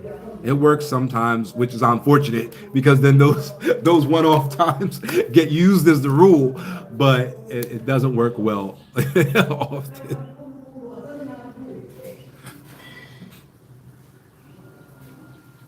Too worthy. All right, too worthy. Hey, Sphinx, how are you? All right. Any other questions? YouTube or TikTok? And hopefully if you were following on Facebook, when the Facebook device is dead. Facebook device died. So if you were following on Facebook, hopefully you made it over to TikTok or YouTube. Sorry about your live going down. Any other questions? If you're like writing a question and it's super long, just hit enter so that I know that something's coming and I'll wait for you. Or hit 1 if you're getting ready to ask something and I'll wait for you. If not, then I will assume that I have answered everybody's questions. Why are you giving this info for free? Yeah, you want me to be real with you? I'm gonna wait for you to answer that. You want me to be real with you, or I'll give you like a political answer if you don't want me to be real with you. Yes, you can put pension and Social Security in a trust. It depends. So, see, when people say Social Security, there's always a caveat there, because there's Social Security and then there's like Social Security disability, and they don't work the same way. So, but you can put any payments you want in a trust. If you're talking about like after you pass, having those payments continue like in a trust, typically not. But with the pension question though, it depends, because sometimes there's a way to what do they call it? There's a way to essentially pay in to a pension to make the pension keep going at a lower rate. You don't get the same rate, but there are ways in some pensions, since a pension is a private plan, so there might be a way in a pension, right? Typically not in a government pension though, but there might be a way in a private pension. There's not many of those left. Be real. Okay, I'm gonna be real. You ready? I hope I don't offend you. I'm gonna keep it real. Oh, Eddie Boy say keep it real as well. All right, I'm gonna be real with you. Most people are all talk. That's the real, right? So I have been giving away free information, free legal information, free all that information for years. 1% of people act on it. That's the real, right? That's why, you know, all your big speakers do all this speaking where they give away the secrets. They charge $10,000 for you to come to the Grant Cardone, and you pay all this big money to go there, and you feel real good, right? It's a dopamine hit. Oh man, I got all the answers. I know how to do it. I'm gonna be a millionaire. Yeah. It's the same thing that Amway does. It's the same thing that Mary Kay does. It's the same thing. Okay, now you got the information. What you finna do? And for most people, it's not a damn thing. They just happy they got the information. It's intellectual masturbation. You know, they got off on getting some knowledge and information, and they do nothing. So it was me too. It was me too, right? So like, and it's good that you can say that, because once you can, instead of getting pissed off or whatever, once you can say like, damn, I do talk a lot and do a little. Like once you can do that, that's the first step to go into the next level. So I'm happy you said that, right? Because once I said that, I took off. And like the next year, I was the man. It was crazy, right? But once you get started, it starts flowing and everything comes together. But yeah, you be in the 10%. There's 10% of people who act, you know. And then of that 10%, I'm being generous when I say 50% fail the first time. It's probably more like 75. Right? If you can get back up, you win. You win. Most of the people that fail that first time, which is really a learning experience, right? You haven't done it before. You're starting to do it. You fall. If you stay down, you're done. If you get back up, the chances that you're going to succeed increase dramatically. And then that's it. Now you're on your journey. And you're going to have more setbacks and you're going to have more failures. But now you start seeing them as part of the process. Because if you can see it clearly and properly, you start seeing all the new things that you've learned and all the new solutions that you have, right? And then when you get to a point where everything's a solution. We made so much money when Trump came with them tariffs because finally we were able to compete with China, right? The people who moved. And we told everybody, just like I'm having this now, we told everybody. You can go back on my TikTok and you can find it. It's probably one of my most liked videos. And 2 people did something about it. We told everybody, now that China got all this tariff, we got AGOA. AGOA was the African Growth and Opportunity Act. Now it's expired, right? But AGOA was a law of Congress that said that textiles from African countries, some of them, Kenya being one of them, was exempt from tariffs. So Trump's tariff BS didn't matter. We were exempt. We could finally compete with China because their tariff's 140%. I put that out there. Thousands of people, it went viral on TikTok. Thousands of people liked it. 2 people did something about it. And those 2 people made $1 million each within 3 months. Right? So it's just one of those things where people will put their fist up. Yeah, that's so smart. And won't do nothing. So that's it. That there's just no risk in giving it away. And the people who think there is, that shows how young they are in business, essentially. But word is bond. Yeah, man, you better get some of them bonds. You better. I'm building my residual business income before coming. We have an apartment in Nairobi and farm acres in Kericho. Beautiful. Are you doing tea in Kericho? I have built with my fiance for years, so I'm serious. Hey, I dig it. I got you. Yeah, man. We had a guy who did tea in Kericho, did very, very, very well. Very well.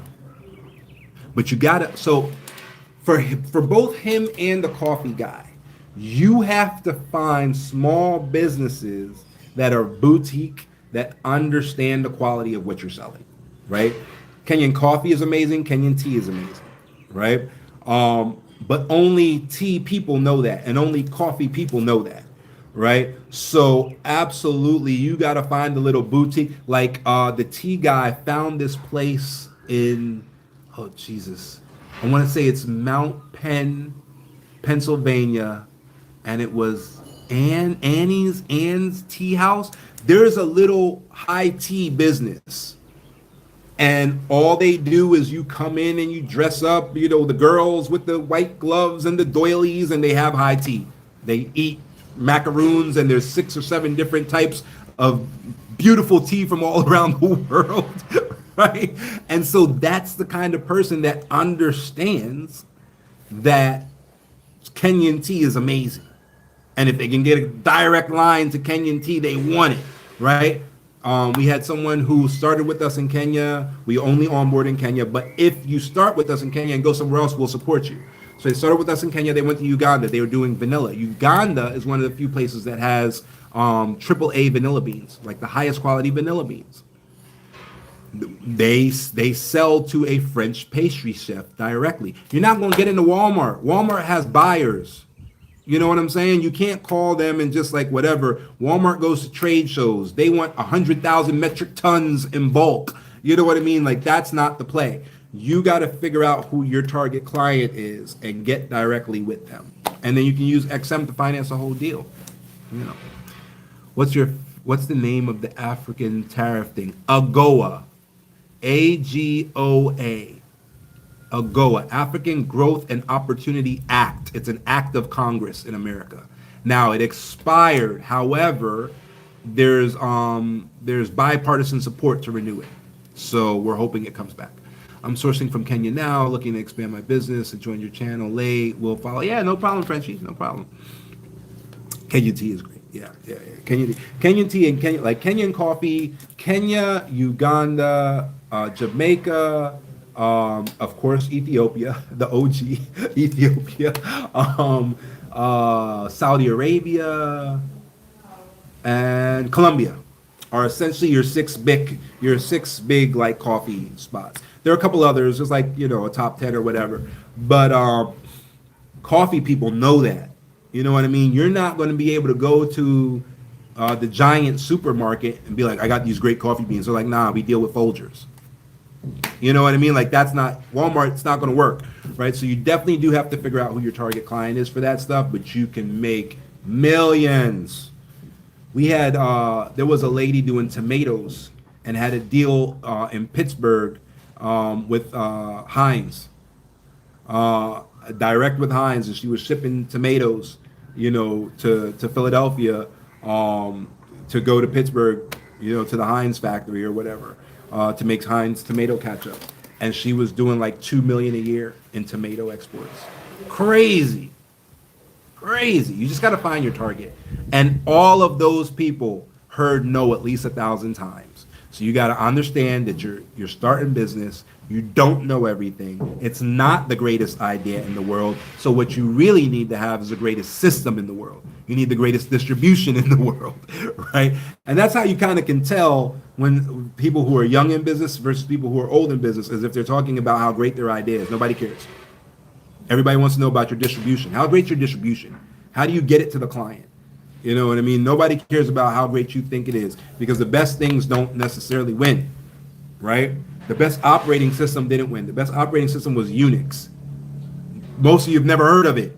You all heard of Windows though, and you all know what Mac is, or iOS. But Unix is what their servers run on. When you go to the Windows headquarters, their servers don't run on Windows. If it did, they'd get hacked all day long. You go to Apple, their servers don't run on iOS. Their servers run on Unix or Linux. That's the best. You've probably never heard of it, right? The best doesn't win. The best distribution wins, all right? So the best distribution is what wins. So that's what, serious business people start talking about. What are their logistics? What are their distribution channels? What are their supply chains? That's what's going to win. They can have the mediocre product, but if they have the best supply chains and the best logistics and the best distribution, they're going to win, period. Right? So whoever can get it to the client the fastest and the best, that's who wins, no matter what the thing is. Right? That's why the creator of the Pet Rock was a marketing genius. And so the Pet Rock made over $1 million, and it was literally a rock from a lake in Mexico that was painted. A painted rock. And homeboy did $1 million in sales. Right? He sold over 1 million units, not $1 million. I apologize, 1 million units. So multi-millions of dollars selling some rock from the lake in Mexico because he had solid distribution. Right? So that's what matters. Are there clients outside the U.S. to make money? Any other countries with the? Oh my God, yeah. It's not an American thing, or a Kenyan thing rather. It's not a Kenyan thing. It's a business thing, and that's why some people, we send them to other countries, right? Like somebody wanted to do sugarcane farming. Yes, there's sugarcane in Kenya. It's not the best. It's absolutely not the best. All right, so it made more sense for them to go. Really, it would have made sense for them to go to Congo, but obviously that's not a safe. So Sierra Leone was better for them to do that sugarcane business, and so we had to be honest with them, like, don't come here for that. You can do it here. It's just not the best. If you're okay with it not being the best, fine. You can do it here. But if you have options, like if you're relocating, then you might as well relocate to the best place. And sometimes that's not Kenya. Luckily, most of the times it is. Kenya's really robust. So most of the time, Kenya can compete really, really well with virtually anywhere on the planet. But when it's not the best, then that's just the truth,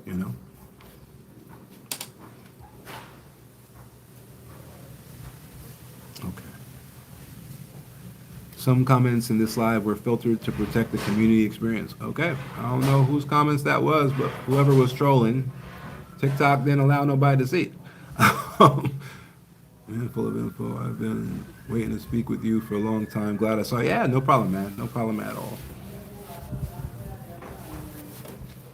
All right.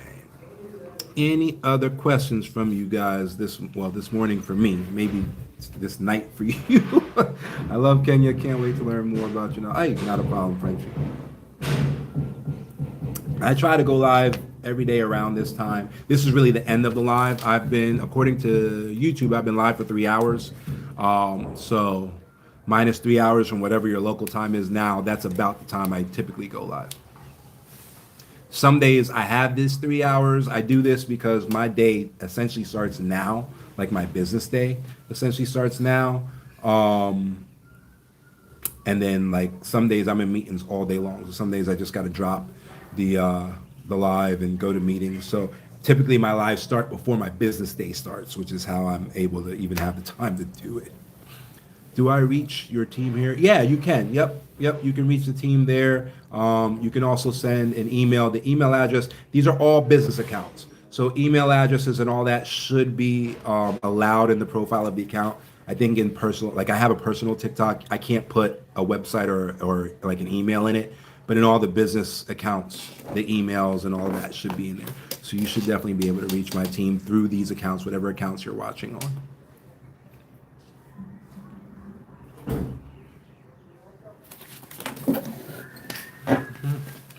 Got it. Thank you. Work with my sourcing agent in Kenya at night, her morning. Yeah, definitely. Definitely. That is the way it works.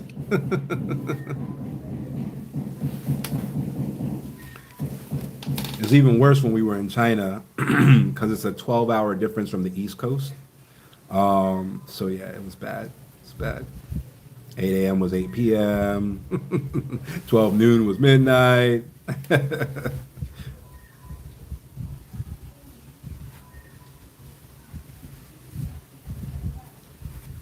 right. Definitely. Yeah, Eddie. Yeah. We'll talk soon, my friend. All right. Any other questions from any of you guys before I go? Karibu sana, Eddie.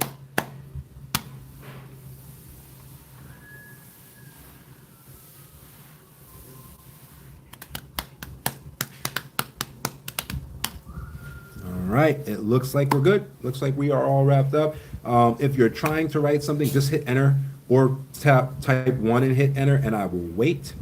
If not, then we will make it. Where do I live? In Diani Beach, Kenya. I left America quite a while ago and have not been back, with the exception of my dad got sick, so I went back for a couple weeks for that.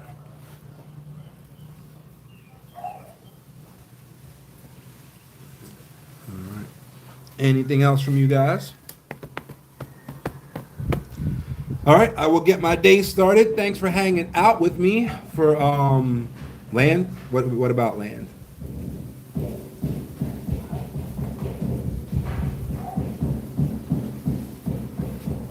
How's their visa process? I'm assuming that you're actually talking about their permit process. The visa process is super easy. Most countries, it typically is. Your big countries like the UK and all that, it might be a different story, but their visa process is typically easy. You get it in 3 days. So long term, you're talking about a permit, right. So yeah, if you have a professional, it's not a problem at all. If you don't have a professional, you can hit a couple of brick walls. But if you just hire a professional to do it, our team typically gets a permit done in about 6 weeks. And then from there, it's just a matter of renewals. So depending on what kind of team you're working, we've had people who have been waiting for permits for over a year. Most of those people try to do it themselves. But yeah, if you have a professional, it shouldn't take much longer than 6 weeks. Is it better to buy from a local than a company? Probably not. It depends on where you are, vibes, right? Like if you are here, maybe it's better to buy from a local. You can typically hold a company more accountable, right? So that's number one.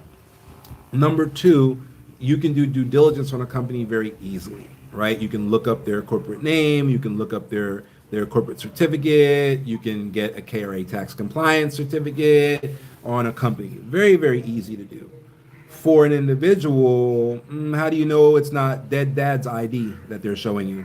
So you look up the ID, the name looks right, the area where they were born is the area where you're doing the deal. All of that looks right, but it's dead dad's ID and they look just like their dad, right? How do you know it's not that, right? How do you know the legalities of doing a land deal, right? For example, according to law in Kenya, what makes a land contract valid is not the signature on the contract, it's the deposit.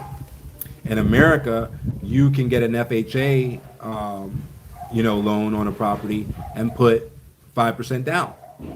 Scammers know this. Scammers study their targets. So a scammer will be like, you know what? Let's sign this contract. We're gonna do 5% down, just like American FHA. In your head, you're like, yeah, that's right, 5% down, FHA, yeah. You put 5% down, the contract's null and void. They can now steal your money and walk away because the contract was voided by the fact that you didn't make a 10% deposit to make the contract valid, right? Or you sign the contract and you say, I'm gonna pay you 100%, at closing. Now the contract's not valid. So you get the closing, they've already sold it to somebody else because you didn't pay the tax. How do you know that?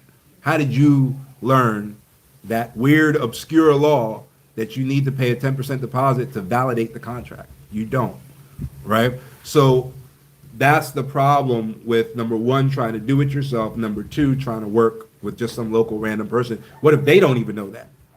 Right? What if it's inherited property and they don't even know that they need a property contract, because you're not, when you go to the land board to get permission to convert the property from one name to another, they're going to ask for the contract and they're going to ask to see the deposit.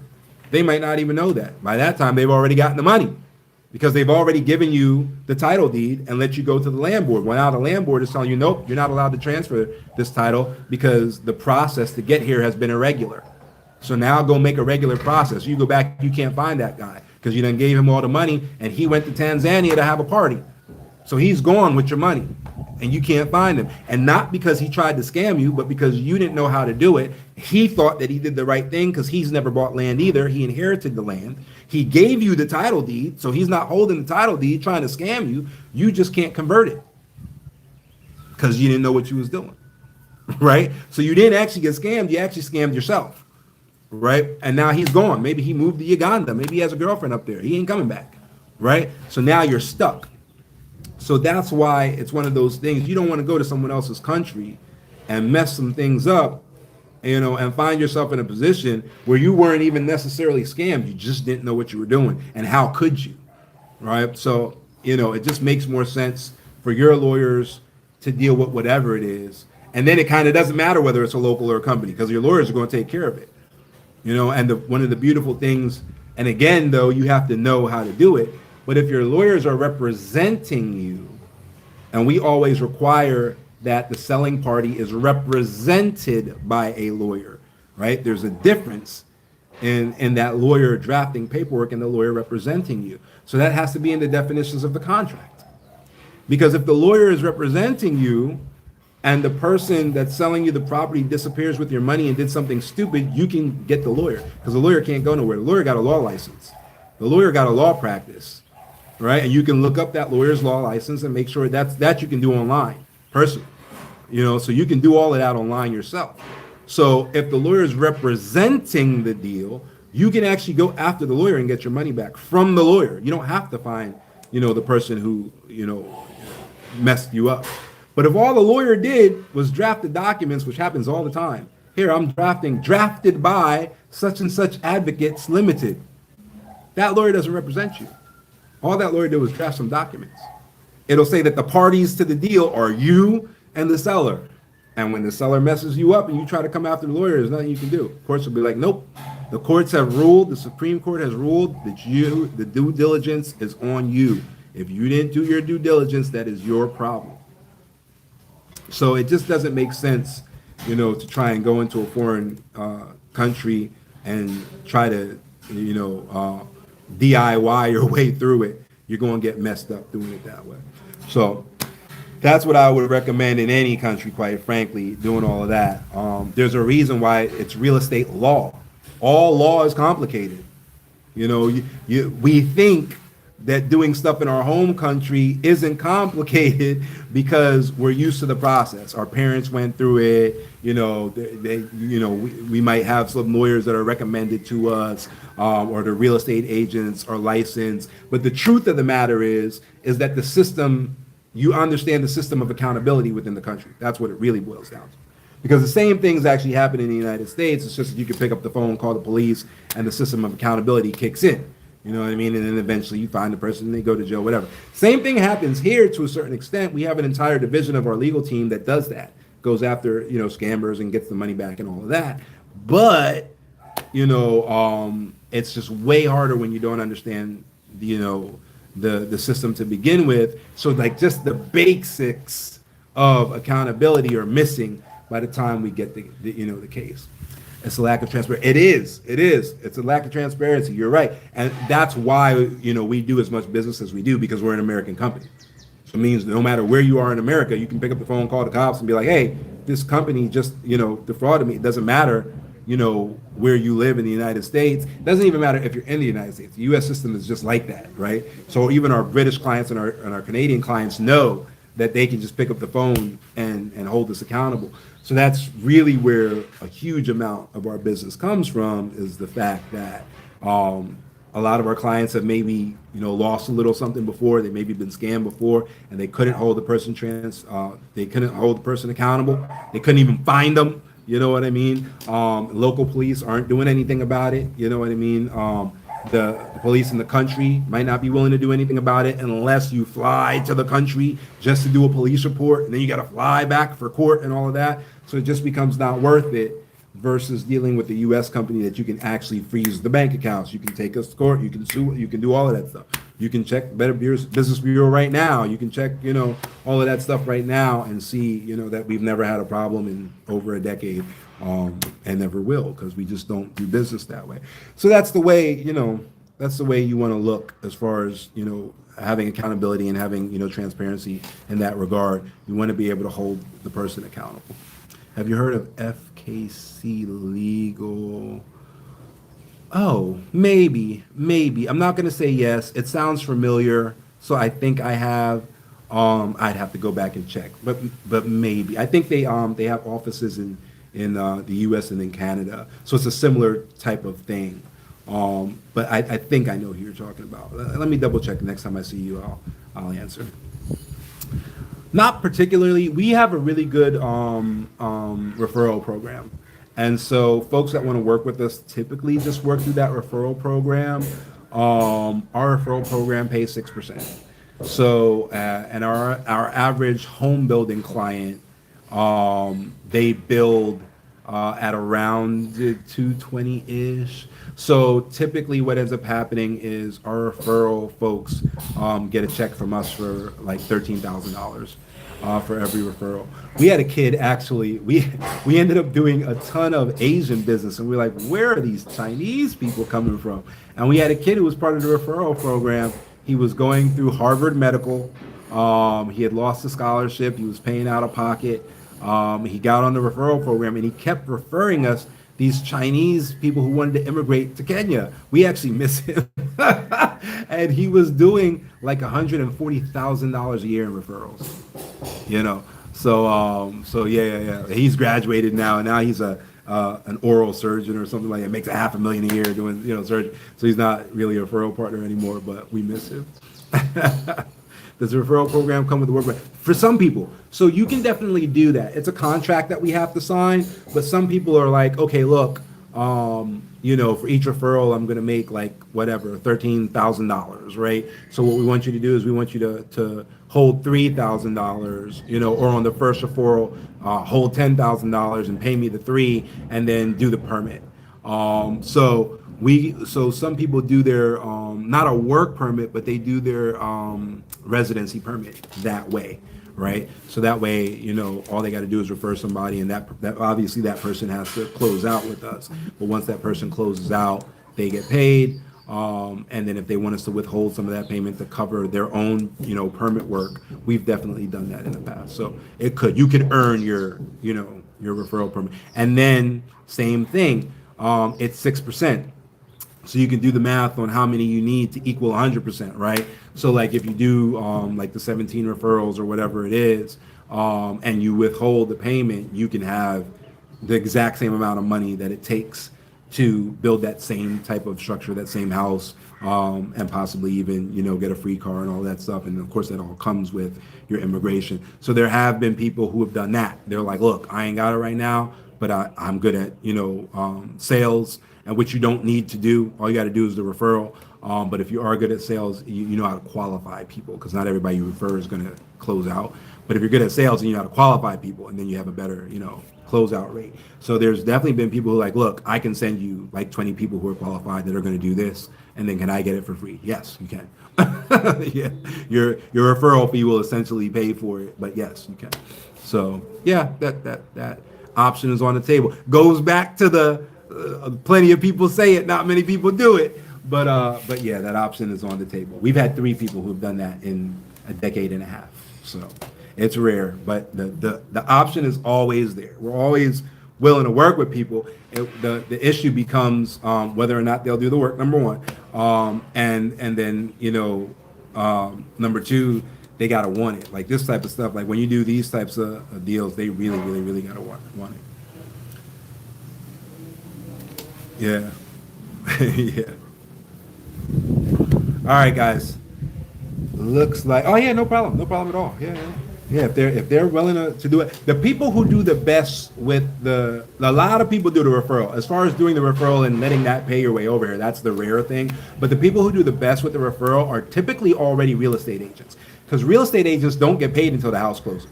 All of the open housing and the signs and all of that stuff they do is on their own dime. So they really got the mindset that like, I'm gonna go out here and I'm gonna get these people, I'm gonna refer them through, and I don't get paid until the whole thing is done. Like that's their regular life. So those are the people who are typically best with the referral program, or people who already work on commission. Those are the people who normally do the referral program best. But a lot of people, like the referral program, it handles their lifestyle. You know what I mean? That kid was under 21. Well, when he started, he was under 21. He started making $100,000 a year. He ended up coming back with like an LLC with an S corp for taxes and all of that, and so which we can obviously do that as well, and make that organization the referral partner. But he was making six figures a year. There was a point in time when I think he was thinking about dropping out of college. We're like, no, like yes, we love that you do this, but don't make this your full time. Get your college thing done. And he makes way more now, But yeah, you can make a lot of money off the referral fees for sure. It's easier after you get your first check. Most people quit before they get their first full referral to go through. But it's easier after that $13,000 hits your bank account. It gets real easy. Oh, hey, all you got to do is the language becomes all you got to do is. But a lot of people do well off the referral program. All right, guys. I guess that is it. Anything else? Throw something up real quick. If you got something coming for me, throw up a 1 or just whatever you're typing. Press enter and then I'll wait. If not, I'm going to call it. All right. YouTube, I will see you guys later. Thanks, Eddie, for hanging out with me. Sold rainbow vacuums off of, yeah, man. Yeah. I hear that.